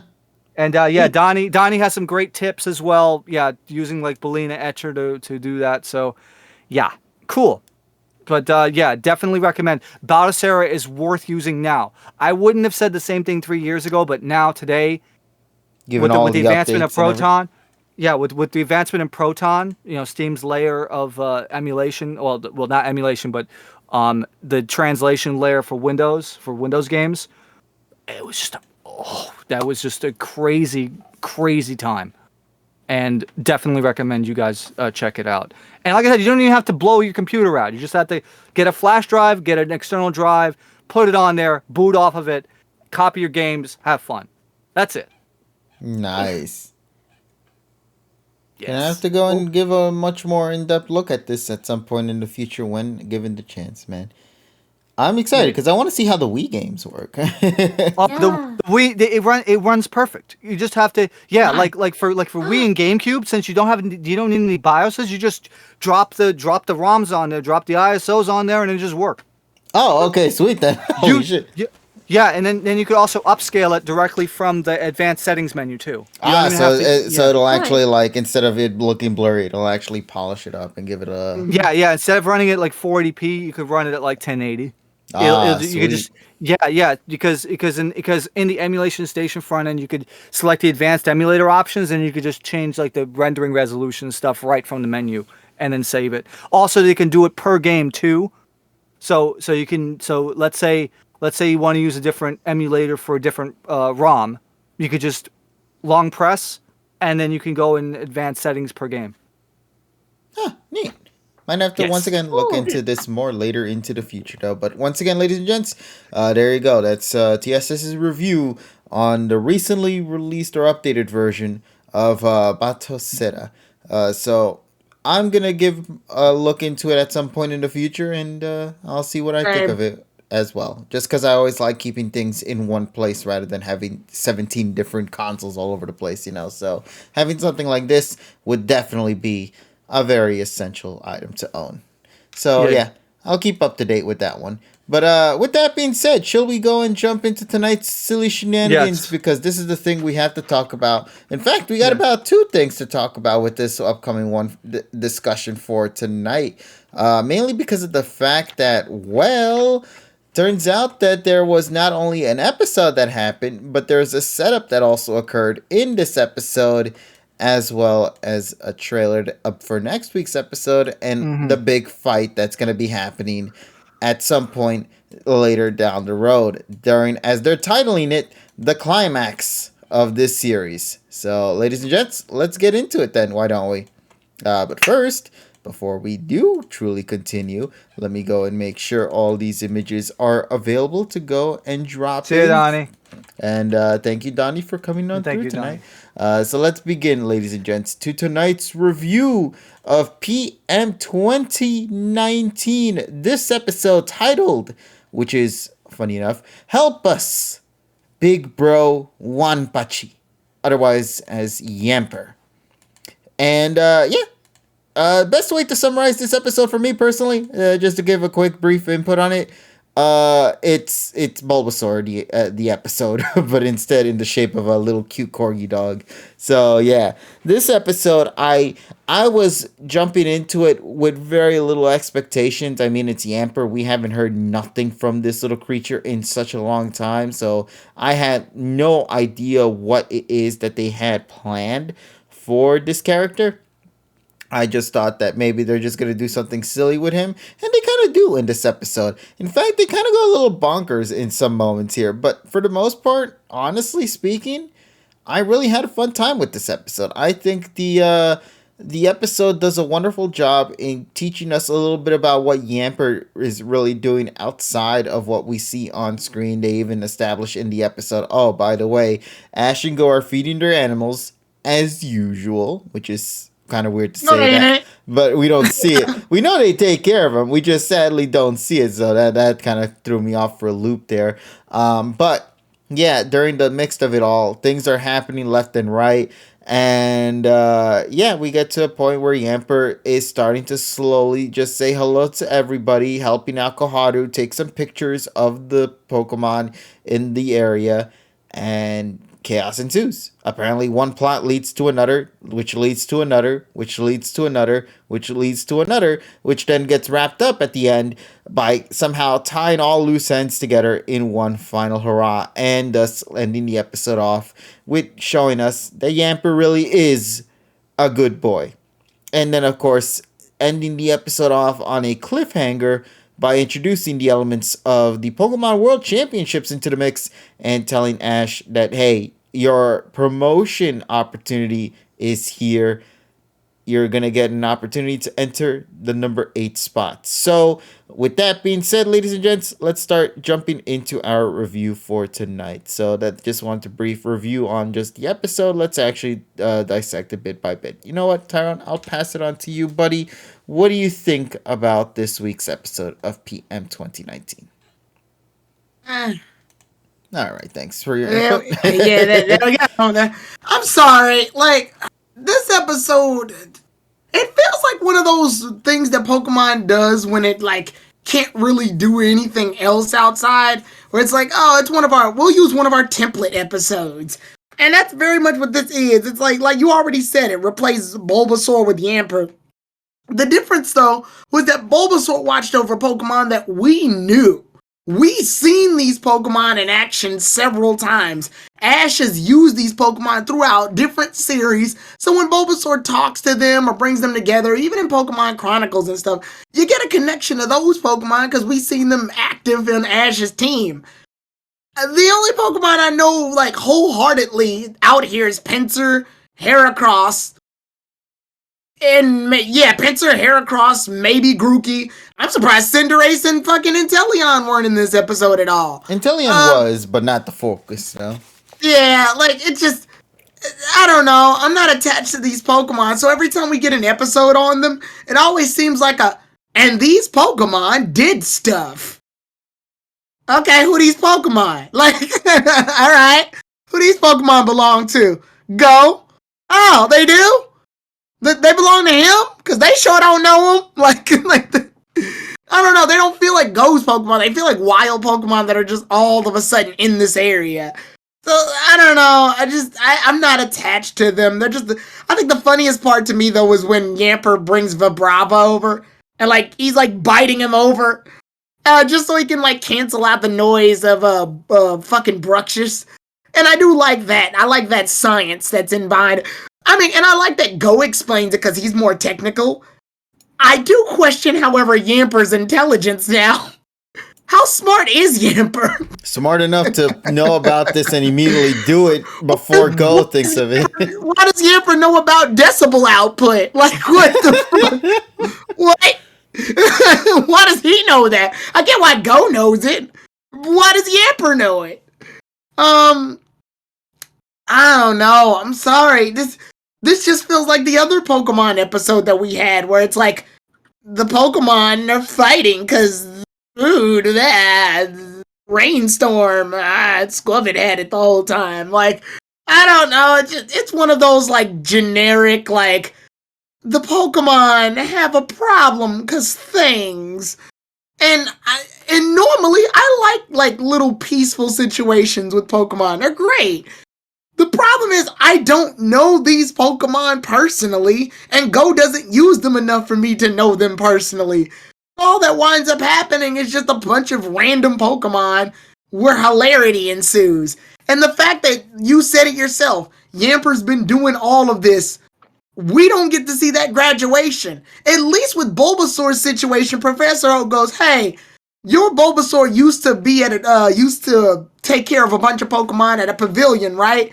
Yo, can you bring him over here to do that exact same thing?" And then when he gets there, it doesn't work out at first. And then suddenly he takes authority. And you see it. You see it the whole way through. From from Ash sending him over to the lab, to his trying to gain control, to him gaining dominance, to him overseeing all the Pokemon.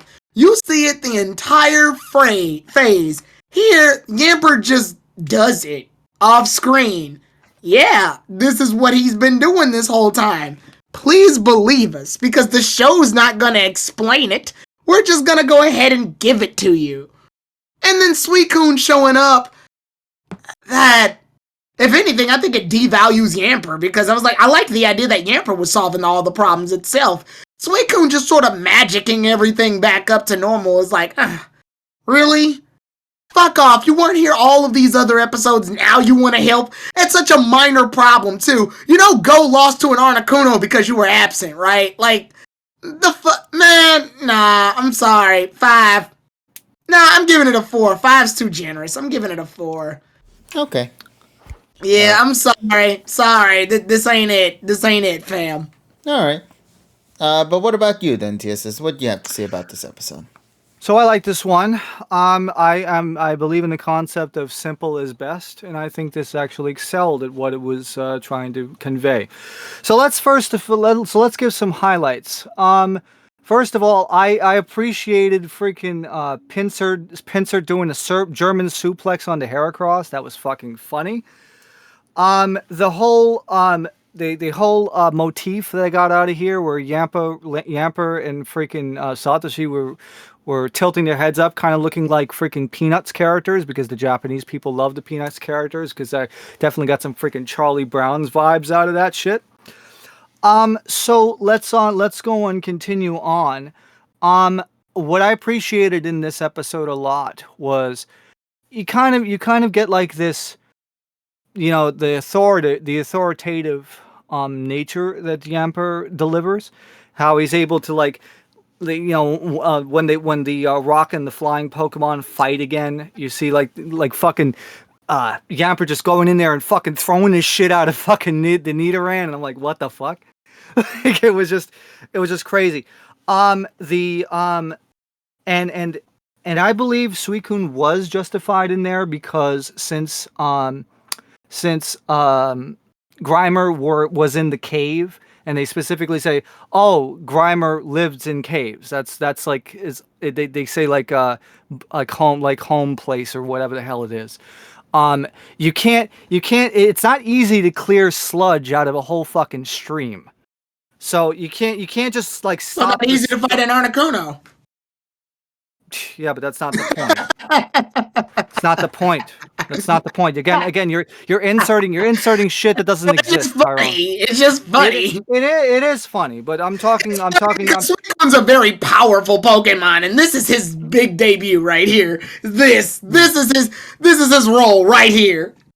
Well, because it also is kind of an akin, and actually, the scene towards the end where you have Suicune just look like perched up looking at everybody, the one shot where he's like shot, like coming out the shot in the back and looks at Satoshi, that definitely reminds me of Johto.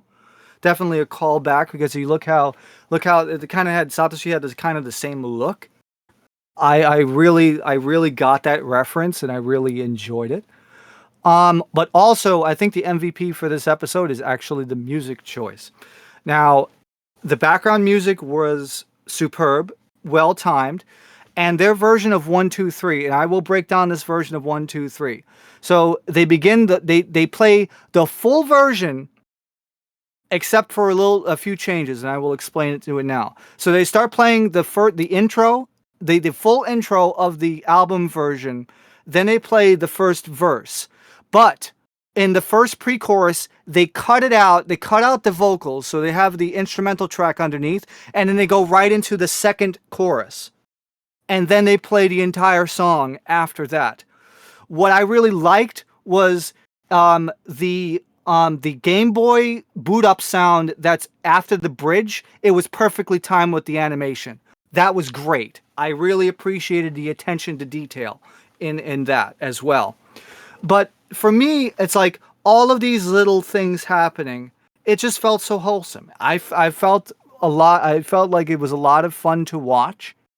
I really appreciated them going out of their way to show Yamper's authoritativeness. And I think from that, and of course you have like the cutscenes of them, all of them walking around. I really liked those two. I liked it when they're like the chibi characters and they're walking around. It gives it a nice touch of class. So, but then having Suicune at the end, and by the way, Grimer gets his own like little tub thing, and also Keromatsu coming out and putting himself on the head. That was pretty cool too. Like I said, it's a lot of little wholesome things. These are like these little things about it that I liked about it.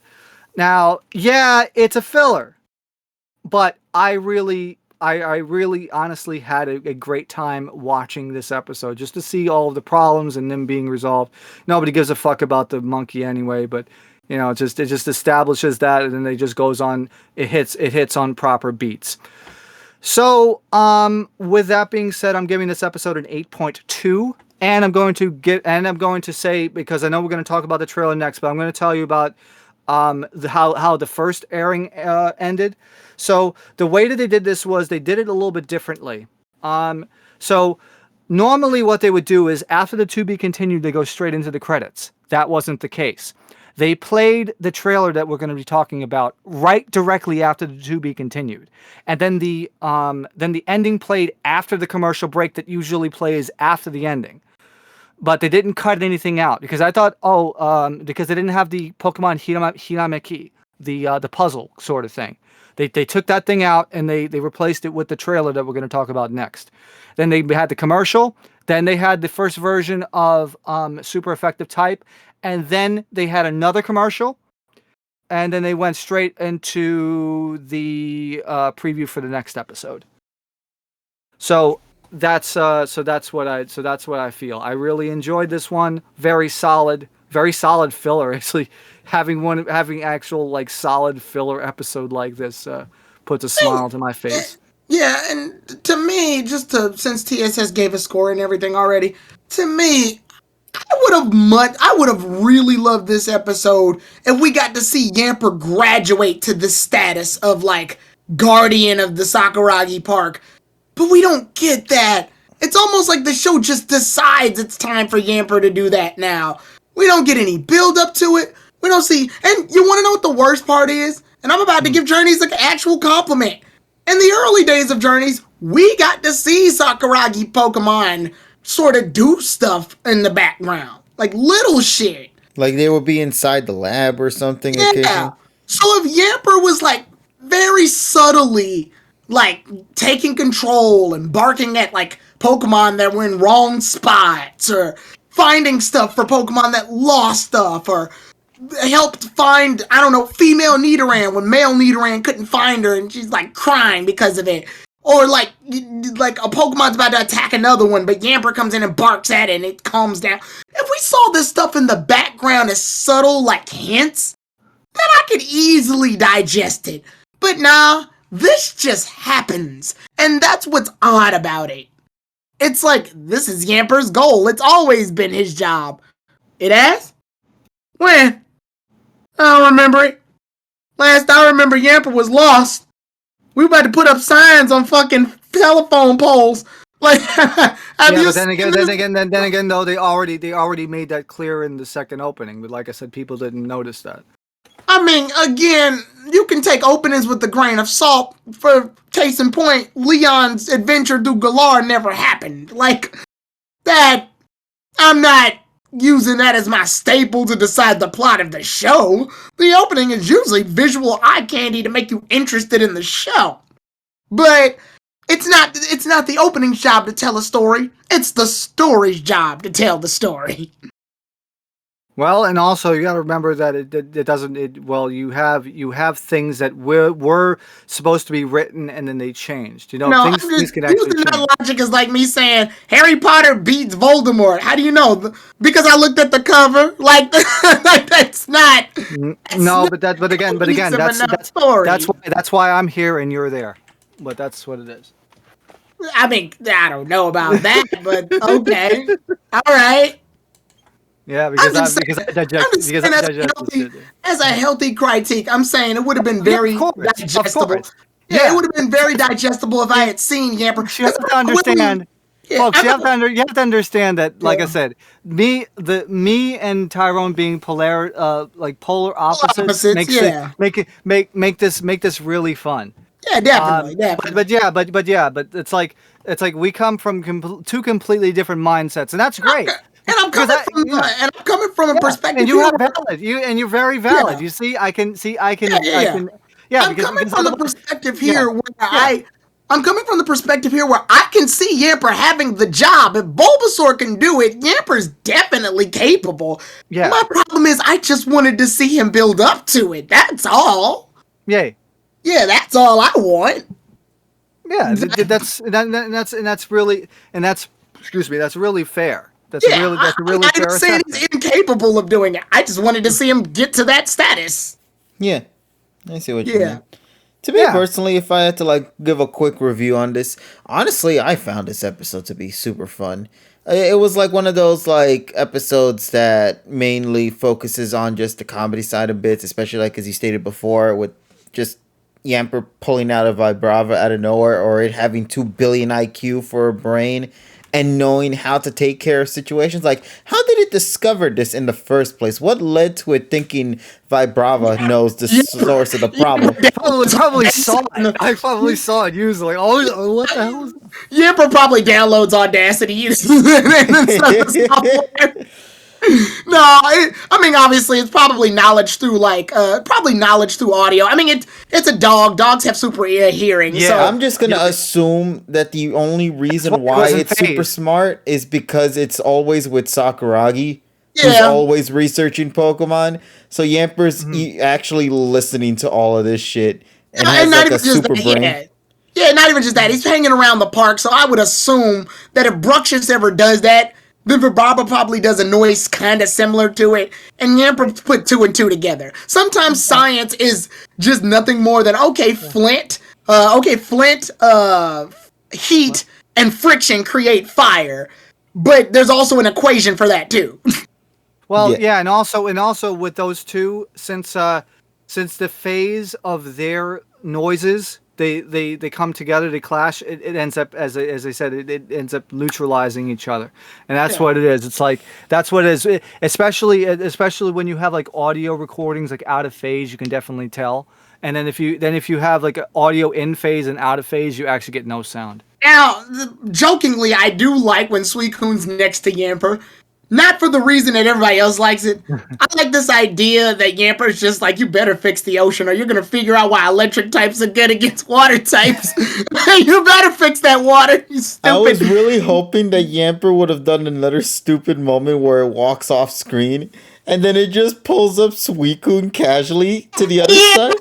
yeah, it just pulls him out. In my reaction, I was like, man, what the hell is it going to do? It's probably going to pull up some big ass Pokemon, and then it pulls out a Vibrava, and I lost my shit when that happened. And then I was thinking to Yeah. myself, imagine if Suicune had taken care of it like that, too. I would have lost my He fucking. just pulls Suicune with his mouth. I don't know. I always found it funny that at this point, Yamper has a better control of Suicune than Go does. No, that's why I loved it. It's like Suicune acknowledged the Yamper. He knighted the Yamper at the end of the episode by like, Yeah. you're now the guardian of this circle here of these Pokemon. Raikou who? Yeah, exactly. But like, it was great. I really adored Yamper in this episode. I really appreciated Yamper a lot more thanks to this episode. I'm But gonna I also hate Yamper in this episode because I found it to be so good. Why is it not part of the core cast? Damn it. Now I'm gonna actually give Journeys another prop here, only because it's a Pokemon we've seen a lot of recently. I'm starting to get used to a Pinsir being a female now, thanks to this show. It's a fucking dig now. It's It's the relationship it shares. It's always seemed like a manly Pokemon to me. Now I'm like, huh, I can see it. Like, Yeah, no. This see it one, now. I like yeah, it's like getting pissed off. You see like scratching the fucking tree and you cutting a whole entire branch off and shit. Yeah, I only It's wish. a German suplex. That's crazy. Yeah, I only wish this show would do that with other Pokemon. Unfortunately, it doesn't. I just like the fact that it did it with Pinto. I was like, oh, Pinto can be a girl. Neat. yeah, it's the little things, no. Yeah, I like when it gets mad and snaps a fucking branch in half. like I said, the visual gags, they're top notch in this one. They really like hit it out of the park. Yeah. I think that's why I enjoyed the episode a lot. It's just because I feel like it hits those notes that I always enjoy. Yeah, when watching what's your show. score on it, KG? Honestly, I gave it an 8. Okay. Yeah, good. I give it an 8, a solid 8. I think it's because it hits some things that I personally enjoy from an episode that tends to kind of be a little out of reach from what a traditional episode can be like, especially with Yamper as a character who I somewhat enjoyed, and was happy with it as a result. So now we need to talk a little bit about the big finale, because honestly, as people described it, this episode was the calm before the storm. Which was really well done to just catch me off guard with the ending of the episode. And that being, as I stated earlier, it turns out that Ash's chance now to getting into the Masters. I completely forgot this was in the episode. It feels tacked on. I thought it was actually well executed because I was so into it. I think the best way to say it is because they had like that beautiful color drawing of Yamper at the end. So I was thinking, oh, that's going to be where they're going to use the to be continued scene, right?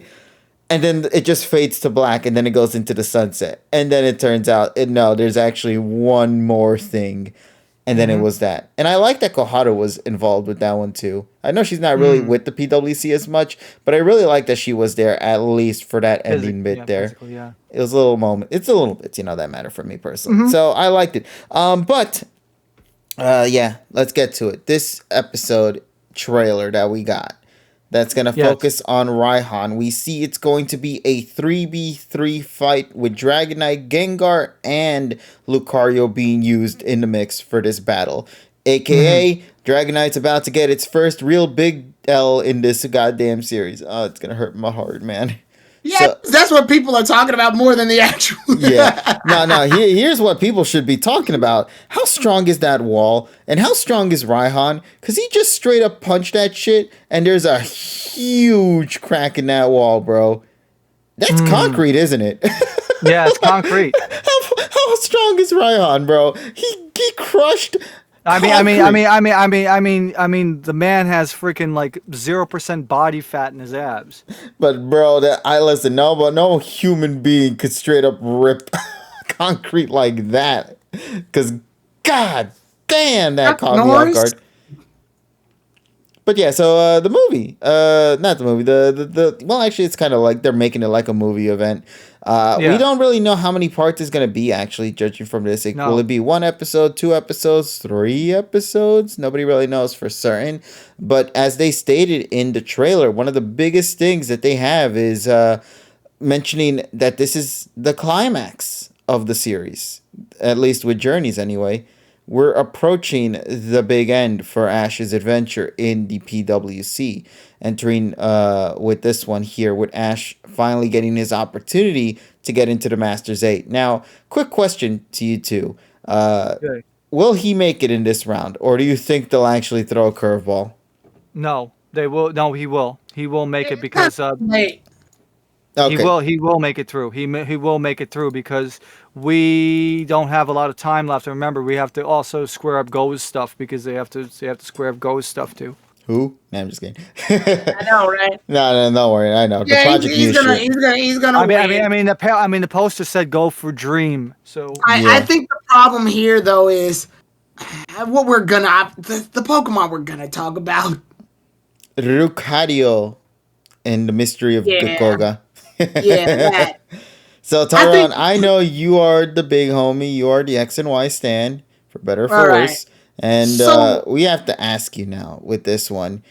What do you think about this? Because it seems that Greninja is going to be an essential character for Lucario and Ash to continue progressing in the PWC, at least when it comes Yeah. to promoting to the next rank. What's your take on it? So obviously, from the point that people, Greninja leaving obviously left a sour taste in a lot of people's mouths because that Still was is. toppled. Yeah, that was toppled with obviously Greninja losing to Charizard, and unfortunately, those are the only two things people usually remember about Greninja's departure. Never mind the fact that it helped save the world. We're gonna scratch that part out. Hey, it didn't do it itself. It got the help of It friends. doesn't matter. It played a big role in it. The point being is, this obviously left a sour taste in a lot of people's mouths, which at first I was upset about it too. Hell, I even made a parody video off of it, for Christ's sakes, which got a lot of views. And obviously as time has passed, I've looked into it, and Greninja's nature, even from when it was a Froakie, was always to be a hero first and to like serve and to help people. So naturally, this seemed like the more right path for Greninja as I grew up. Like, literally, the first thing it does when it sees Ash is block itself from getting hit by Team Rocket when they strike it with mirror-coated Electro Ball. That's like his first action. So it seems natural that Froakie would naturally grow up to be, you know, a hero that saves everybody. That's been his character arc for the longest. It's uncomfortable because people view it as like, oh, if Greninja's with Ash, then it's with him. It'll always be with him. But no one ever said that Greninja was gone. I mean, I think Pokemon's been done with like natural just releases since, I want to say the first natural release, like as in bye bye you're gone for good type Pokemon, was Lapras. I think that's like the last Pokemon to get released for good, like gone. As well. No, Goodra comes back. Like in the he's called. I like to call him a call when needed Pokemon. He's in the Oasis, but he can come back at any time. Just like Squirtle, just like Charizard. Like he's in his natural habitat until needed. But yeah, so I never really even thought Greninja was like gone permanently. I mean, obviously he still has a bond with Ash. So it never bugged me as much as other people. I think the problem was that people were still going through that same syndrome that they had in the earlier stages of the Pokemon anime, where when Ash released the Pokemon, that bitch was gone. Like he released it. It was out. It was out. No more Pidgeot. Bye, bruh. No more Primate. No Butterfree. They gone. But thank you, Charizard. After I made like a video about this, and then put that video up on YouTube, it's allowed me to understand the character more. And knowing that he's coming back, I mean, yeah, it's good for the sake of him remembering that Greninja exists. And it's definitely very good that he's playing a bigger role than, say, Infernape's return, which was, to this day, I almost think it's a fever dream when Infernape came back. It feels so brief. Like, I didn't even get much out of it. But here, I gotta say, this is the weirdest return. And this isn't just me being like, oh, I don't want any characters to return from Journeys. I think this is the weirdest return just because of the premise of it. Or at least what we're getting from the outside. Ash is going, I want to get stronger. So we gotta go to Greninja. Why specifically Greninja? I'm just curious as to why. Lucario uses Aura. Does Greninja use Aura? And if so, since when? Like, it just builds so many questions that I feel like the show is gonna have to do some mental gymnastics to help me believe. Go ahead, TSA.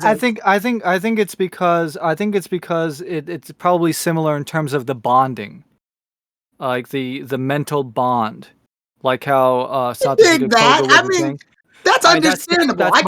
That's my logic going into this. I think that's the reason why. I mean, when you say it like that, say it like that, I can gel with it. That's not an unbelievable thing. It gels with the character and it works on as a premise. Right. I think the weirdest part is that Ash has grown like a close bond with a lot of his Pokemon. Hell, if that's the case, train with Pikachu. No, but we're talking about like a mental a mental bond where you actually can see like inside of their brains and stuff. Yeah, Because I that's would the only argue. other character. That's the only Yeah, other because I character mean, that did it. and I've received several criticisms even back in the X and Y days where people were like, why is Greninja the Pokemon that Ash has the biggest bond with? Shouldn't it be Right. Pikachu? Shouldn't it be Ash Pikachu? And I've always stated it like this. When it comes to Ash and Pikachu, I've always believed that Ash and Pikachu are become similar as time passes. But at the beginning, they fucking hated. Well, they didn't hate each other. Pikachu hated Ash. Pikachu's development with Ash was sort of gained as time passed. Ash earned Pikachu's trust and bond and development. The bond he gains with Greninja is almost intertwined with the fact that they're pretty much the same character. From gate, they have the same personality. And that doesn't mean that Greninja's more important than Pikachu. Heavens no. Because Ash has had Pikachu longer. I think what it is that Greninja in this case was just so similar to Ash. It's almost like a blood type situation. Like they were the same blood type. Like they were born the same. Whereas Ash and Pikachu were not born the same, but became good friends over time. Yeah. So yeah, that's I guess if we want to stretch it, that's the reason. It still comes off as weird though. It still just comes off as weird. And knowing how Journeys does it, it's going to be one of those like haphazard decisions that decides to be made in the moment rather than anything building up to it. Or if you want to get loose with it, go have his Froakie do something, and Ash will go, "That reminds me of Greninja." Oh, Greninja! Like it's gonna be like a eureka moment. And going off of it, some people want Greninja to come back with Ash. Some people are going to lose their damn minds if it stays behind the cut vines. And I got to ask, what can Greninja do? We've already, nothing. We've already seen how Ash treats his other Professor Oak Pokemon. And they're going to be already in the area that it is in already. So we already know that it's going to be there and it's going to stay there. There's no indication. Like, honestly, and I get it. It's a haphazard thrown in chance to keep Greninja and Kalos. I get it. On paper, it definitely seems kind of to have Greninja stay for that reason specifically. Honestly, I wouldn't mind if there were some Pokemon that tried to attack people and Greninja still like held that down or something.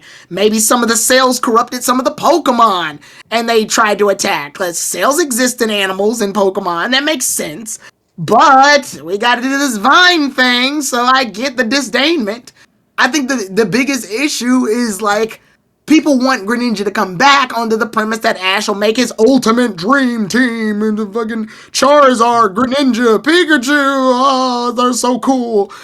No. But I've always felt the premise is that Ash uses the team that he's using for the series.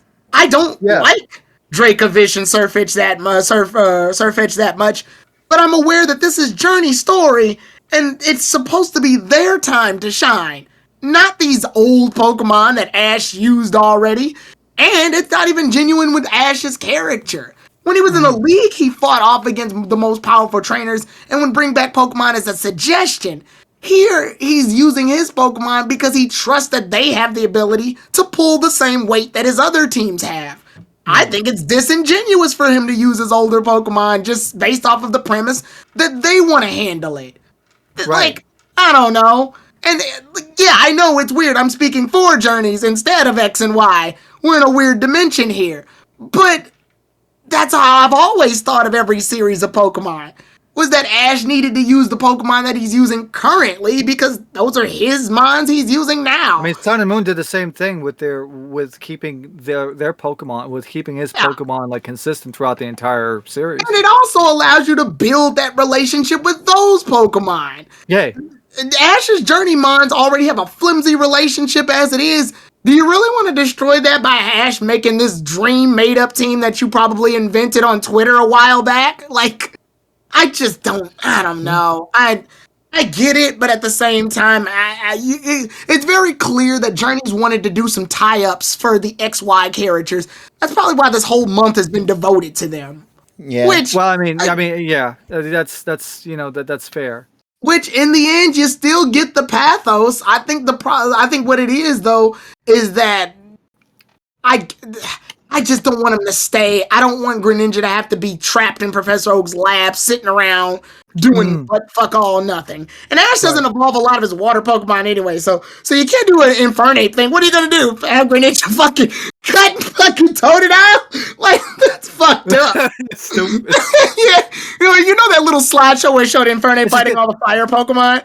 I don't want to see fucking Greninja slicing Squirtle in half. It's just weird. No, Squirrel's not even there. But I'm just saying, Oh, you don't yeah, want to. firefighter. That's a yeah. But you just like you don't want to just see Greninja just hanging upside down in a fucking tree in the fucking moon position. Like that's not a great place. I don't like that. I like thematically. I like the idea that he's fighting for the people. It makes the most sense. He literally every time Froakie's evolved. By the way, it's to save Pikachu's life. I've always felt that it's been that way. Like he saves the weak, which is great because he fought against the weak at first. He left thematically it fits. He left trainers before because they were too weak. Now he's fighting to defend weak people.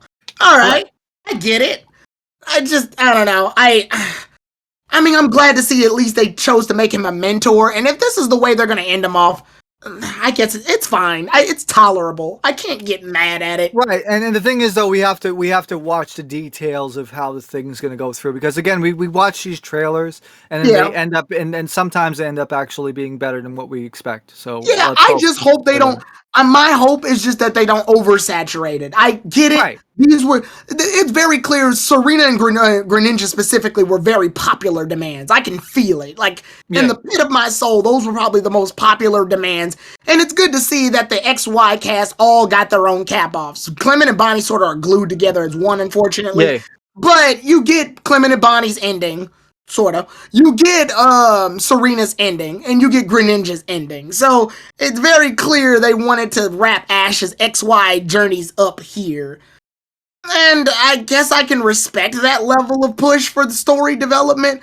I just don't want them to try to keep milking it. I don't want them to milk it. That's all I just don't want them to milk it. That's all I can really say. And at this point, since we know that there's not going to be much time left, I don't think they're going to be doing much of anything anymore because now they have to actually get to the story. They have to wrap up both stories. Yeah. In a period of 6 months. So they got to press the gas now. It kind of reminds me of Sun and Moon's final year where they're like, shit, pedal to the metal with this one. Let's just slap everybody into the league and wrap their stories in that one spot. Yeah. But this time, given that it's now two protagonists, they're splitting it up to those two now. But that also means that we're going to have to reserve time for the PWC and then reserve time for... And also, actually, going on that logic, we've already also seen the wrapping up of the Rockets, too. Yeah, with the radio show. Yeah. Which was great, too. It was a beautiful reference episode. Just love letter right there. So they are tying the loose ends in, and they're going to, try to press the gas and actually be focused on a lot of things to tie all of the stories together and finish off this series. And we'll see. We'll see how the pacing goes from here. Yeah. It's just going to be weird just thinking about the PWC a little bit more now because we are in just 6 months of a gap of time. Yeah. I fear for the PWC so much, but at the same time, I'm also anticipating what could be really good about it too. But because they we could also just hit have hard, because the thing is, at least with Sun and Moons, everybody was in the league, so there was never really a moment where they needed to leave the league to go and focus in another position. But with Ash and Go having two completely different goals that don't mesh with one another, we're going to have to leave the PWC for some occasions to head over to Project Mew. And then from Project Mew, we're going to have to head back to the PWC or maybe so they're probably going to do so they probably have to do some intertwining, some weaving. Yeah. So they give one Masters 8 and then one then one Project Mew, then one Masters 8, one Project Mew. They're trying to stagger it to make it feel like it's just nonstop development and just right because you don't want to blow all of the PWC load at once. You want to be able to just intertwine both stories where they end up at the same time. They'll just be in tandem with one another. Mm-hmm. It's just one of those we'll have to wait and see and discover it for ourselves when that time comes. But as it stands right now, we know that it's beginning. The it's stakes beginning are now, now yeah. beginning. Greninja's going to be used. I am excited though because I feel, given that we don't know anything about Paul yet, despite knowing he is in the anime, it really does now make me more curious about what his involvement in this series is really going to be. Probably going to be later on in the Masters Yeah. 8. Honestly, I don't think he's going to be in the Masters 8. I personally believe he is going to be that character like how That'd be Greninja. funny. That'd be funny if it did. If he did, that Yeah. would be really funny. But I we'll see mean, what let's happens. talk about this for a second. We don't really get much clear rules. God, I hate the Masters. I hate the Pokemon World Championships as a tournament. No, trust me. I But- still don't even understand the but- rules myself. I was gonna say, is the Master 8 consisting of a bracket? Are we still doing the rankings? What? Okay, the here's fuck? what happens. So at the end of the season, they said they will be holding a tournament for those that are in the top 8 to see who amongst them is the monarch of, well, the strongest trainer. Right. So I'm assuming by the time Ash gets into the Masters 8, the season will probably reach to its end at that point, and then that's when the tournament bracket is going to shape up at. But that's another thing too. We don't know the structure of the bracket, how long it'll take for each match to take place, and what they'll do to lead up to those fights. Because if it's a bracket, then Ash has to win about 3 matches total, if I'm not mistaken. that's correct. Because Because 8 divides into 4, 4 divides into 2. yeah, So- and here's the thing though. One of them is Leon, so we already know that. So theoretically, Right. the other Yeah, two so, is so a that mystery. takes up a spot. So it's the other 2. My only guess would be perhaps I'm thematically. gonna guess it's Cynthia. Thematically, I'm saying thematically, you can have Paul fight Brandon. That's the only one I think thematically works for him. Because obviously, if you know him and Paul's history with Brandon, then having Paul have that win would be, in a sense, satisfying, I guess.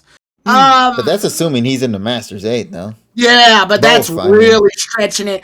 And at that point, we're tap dancing onto fanfic territory. Yeah. Listen, I'm straight up saying he's not in the Masters 8. I don't think he is. I think what's gonna happen is that Ash is gonna have to fight Cynthia, and Paul is Paul's going to gonna be train him. Yeah, Paul is going to be the Greninja for Ash, like God how damn Greninja it. is being used for Raihan. Ash Paul is Paul. going to be used for Cynthia, and given that we know that the Alola cast is coming back, I'm assuming the Alola cast will be helping out in some way, shape, or form with another fight. To what that character could potentially be, we don't know. So that in itself is going to be mystery. I feel like there's going to be... actually, not thinking about it, I'm really happy about what they're doing with the Alola cast, because if you take a closer look at the trailer or in the footage, you'll see that they're actually where the Hala is at in his area, Iki Town, I think is what it's called, if I remember correctly. So they're back at like that particular place where they did the festivities. So if my hunch is correct, I want to say that the Alola cast are going to tell Ash to come visit Alola to celebrate his promotion to the PWC's Masters 8. Because it thematically makes sense, given that they are a family over there. It does, but you gotta remember how fucking they handled thematics with Alola. Well, I mean, yeah, like, the Lola champion aside, they've still been I'm consistent. sorry, I still won't forgive Journeys Oh for no, that. listen, as somebody who's a Ash Sun and Moon fan- losing to B and then supposedly going to Alola. I was like, oh shit, this is perfect. No, I was the one that even mentioned that too. Yeah, I was like, his family can build him back. Nope, okay, nope. No. Go just wants to catch a fucking executor. Whatever, fine, show, No. do whatever and you also, want. once again, Yamper was responsible for that. 200 billion IQ that Yamper has, bro. Yamper sweep, let's go. But no, in all seriousness, I do believe that now they're going to bring Alola thematically into the PWC, because given that every other character since Clement and Bonnie have slowly been inching closer involvement now to the PWC, like they actually watched the tournament, and now you see in this upcoming battle, we're going to see Greninja have an involvement with the PWC. Karina was also involved with the PWC too. Wow, the X and Y cast was all with the PWC. I think they were the only ones, honestly. So, Thematically, I can probably see why, because that's kind of how they always did it. Whenever Ash had a big gym battle, at least in the first half of the series, Clement, Bonnie, Serena, and the others took very active steps to help Ash get ready for it. yeah. So it makes sense. Same thing. Yeah, so I'm thinking that that now we're going to be shifting from X and Y soon after the Greninja bit, and we're going to be focusing on Sun and Moon bit. I think that's what's going to be happening.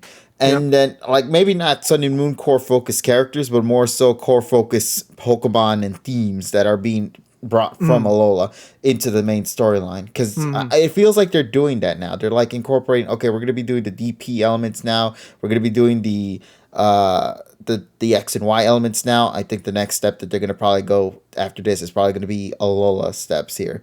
So I'm just making predictions at this point. But yeah, it just makes me happy to think that the possibility of the Alola cast coming in to celebrate Ash's achievement into getting into the Masters 8, I think would be a really sweet thing that they should do for the story. Narratively, that is like the most appropriate step that they could take, especially if they're going to incorporate all characters back. I think that's the best way they can do it. I think who better to celebrate the unity of accomplishment than with the Alola cast, whose whole emphasis surrounds unity and bonds. So that's what I'm thinking is going to happen. And then in that episode, they'll probably teach Pikachu and Ash something, because in the trailer, they also showed that there was apparently like a Pikachu having a battle royale fight. We don't know the context behind that yet and what purpose that could potentially lead up to. So that will be a mystery when we get to it. That's why I'm excited for that Alola episode, because there's so much we don't know about it yet. But as stated before by everybody else, we must wait and find out. Yep. With that being said, though, I'm still kind of concerned about that whole concrete punch that we talked about a couple of minutes back. I still don't know what to feel about that. But hey, at least we know that a good episode might potentially be coming. Maybe. We'll see. We'll see how long the episode takes, and we'll see how long they'll work with Raihan's characters. So, with that being said, shall we go wrap up tonight? Yes, let's go. Yep. Alrighty then. So let's right go. At 11. Yeah, go ahead. Yeah, I was about to say, we already hit the 11:11 mark for you anyway. Yeah. So let's go talk about what we're going to be doing this week, Tyrone. So would you like to let people know tomorrow's shenanigans? Yes. Okay. So this week, tomorrow, KG and I will be playing my favorite Pokemon game, but we'll be doing a race. So just like we did with the Red and Blue versions that were updated, Red and Blue 2, now we're going to be playing Pokemon. What? Wow. It fucking noise canceled out. Yeah, the noise canceled. No, I did that. I stopped. Oh, okay. Crystal! There we go. Yeah. I stopped for dramatic effect. But, No, it legitimately sounded like your fucking packets. Oh, no. What I did that they, like yeah, that. Then, you came I cut back. it down. Yeah, I cut it out. I was like, Pokemon Crystal! But Yeah. no, you forgot the word patched. Patched. Yeah. Would you like to clarify what that is? Yeah, Golden Sun and Silver Moon. KG will be playing the daytime version of Pokemon Crystal Patched, where we'll be playing a patched version of Pokemon Crystal. It's updated, so you don't need to trade any Pokemon to get Pokemon that are fully evolved. Egg times are fixed, Pokeballs are fixed so that they actually do the right shit. It's basically an overall improved version of Pokemon Crystal, and he'll be setting his clock to the daytime. I'll be setting my clock to nighttime, and we'll both be doing our adventures at the exact same time, and the first one to beat Lance at the Pokemon League will be the winner. So that's how the rules will go. And then, on Wednesday, I bought this game a while back, and I feel like now's the time to go ahead and crack it open. We'll be playing Nier Automata. So we'll be doing a playthrough of Nier Automata. I've seen this game all over the goddamn place. I've seen it on my Twitter. I've seen it on anime posts. I've seen it on all sorts of shit. I've seen people cosplay that as it 1,000 times. Now I can finally get to see what all the hype is about years after the fact. Thursday, I believe, will be on Monster Hunter Rise, if I'm not mistaken. And then, obviously, Friday, KG, you'll be doing the reaction, but we'll be passing it also over to TSS. Yes. Alrighty, so on Friday, it's going to be Persona 3 Fest on Dub Part 43. So we have to grind Metis a little bit in the sixth section of the Desert of Doors in the Abyss, and then we're going to try to go for the final area. So that's going to be at 9 p.m. Eastern on Friday. Then on Saturday, Maternal Bound. That is the Earthbound mod with the MSU1 audio and fixes galore. That's going to be at now special time for Saturday since I got to do an Elton John tier maker on Saturday. We're going to do that at 7 p.m. Eastern, and then we're going to go straight into Terrell's stuff for Xenoblade Chronicles Definitive Edition. So 7 p.m. Eastern for Saturday's stream of Maternal Bound Redux. Alrighty. As for me, ladies and gents, as you already know, Monday was Pod Tuesday. Tyrone already mentioned it. Crystal patched, thanks to the support of TSS for providing that to begin with. Wednesday, Coliseum. Our shenanigans will continue in the next session after the shenanigans we went through last week with the crashing and the catching and all that stuff. We're going to continue on with Coliseum in the next session, so make sure to tune in for that. Thursday is Monster Hunter Rise with Tyrone and Terrell, wrapping things off the week with the reaction night on the latest episode of PM 2019, and we'll see how that episode turns out. Will Koga really deliver in that episode, or will Koga, suffer an unfortunate fate? We'll see. But that's going to be it for me this week. I'm going to focus on some other stuff in the meantime throughout the week. Hopefully, I'll probably get it done by the end of the week, or if not, next week. So I hope you guys look forward to that as well. But for now, I think it's the perfect opportunity for us to go and call it a night. What do you guys say? Yeah. Yes, right. and also product review next week on the pod. Sweet. I like to say today was a very productive review of animation overall when it comes to just a lot of shit. So we got animation, we got film, we got TV, we got tech, we got, more so applications than tech really, but still it still kind of fits the need anyway, because you'll need a USB stick or whatnot. So point of the matter is, we got a lot covered tonight in the pod. If you wish to go and see this session amongst the other sessions that we've had done in the past, make sure to go and tune in on the PokePod World channel to look into our past sessions of what we've talked about beforehand. So we hope you guys enjoy that. And amongst anything else, I think my dog out here be barking, so I gotta go take a look at him and see what he's up to. So we're gonna go call it a night. So I'm gonna go and take a look at that dog. So there's a picture of fucking there's a picture of Sonic from Sonic 2 looking at Morbius going, "I don't want to fight you, Morbius." He goes, "I don't want to fight me either," from the Spider-Man movie. Oh my goodness. Yeah, you remember that scene where Peter Parker goes, "I don't want to fight you, Flash. I don't want to fight me neither." And then below that, they show where the meme originated from, too. It goes, "I don't want to watch you, Morbius. I wouldn't want to watch me neither." Jesus Christ. All right. Oh my God, these movies. Nah, congratulations, furries. You're out here winning this week. Keep on winning, though. The JK don't deserve no shit, bro. I'm just saying. So, yeah. But yeah, let's call it a night. Thanks everybody for tuning in. We hope you guys enjoyed. We hope you guys will tune in tomorrow on our channel for the patched crystal shenanigans. What time we're doing? What time is that? Yeah, what time is that gonna be? 7? 7 my time, 8 your time. Yeah, it's gonna be a lengthy session. We got to make it like a 4-hour session. So so 7 my time, 8 your time. All right, back to the old classic days of Pokemon Let's Plays, what we've done beforehand. Well, that means I'm gonna have to drink a fuck ton of water. No, you don't. Otherwise, you're gonna get up every 2 hours to go take a piss. Every 2 hours, no, 30 minutes. Try 30 minutes. Yeah, but then I gotta stay hydrated. I'm not. You gotta stay hydrated. For 4 fucking hours, dude. Okay, use bottles, that's half so a you never work have day. to leave.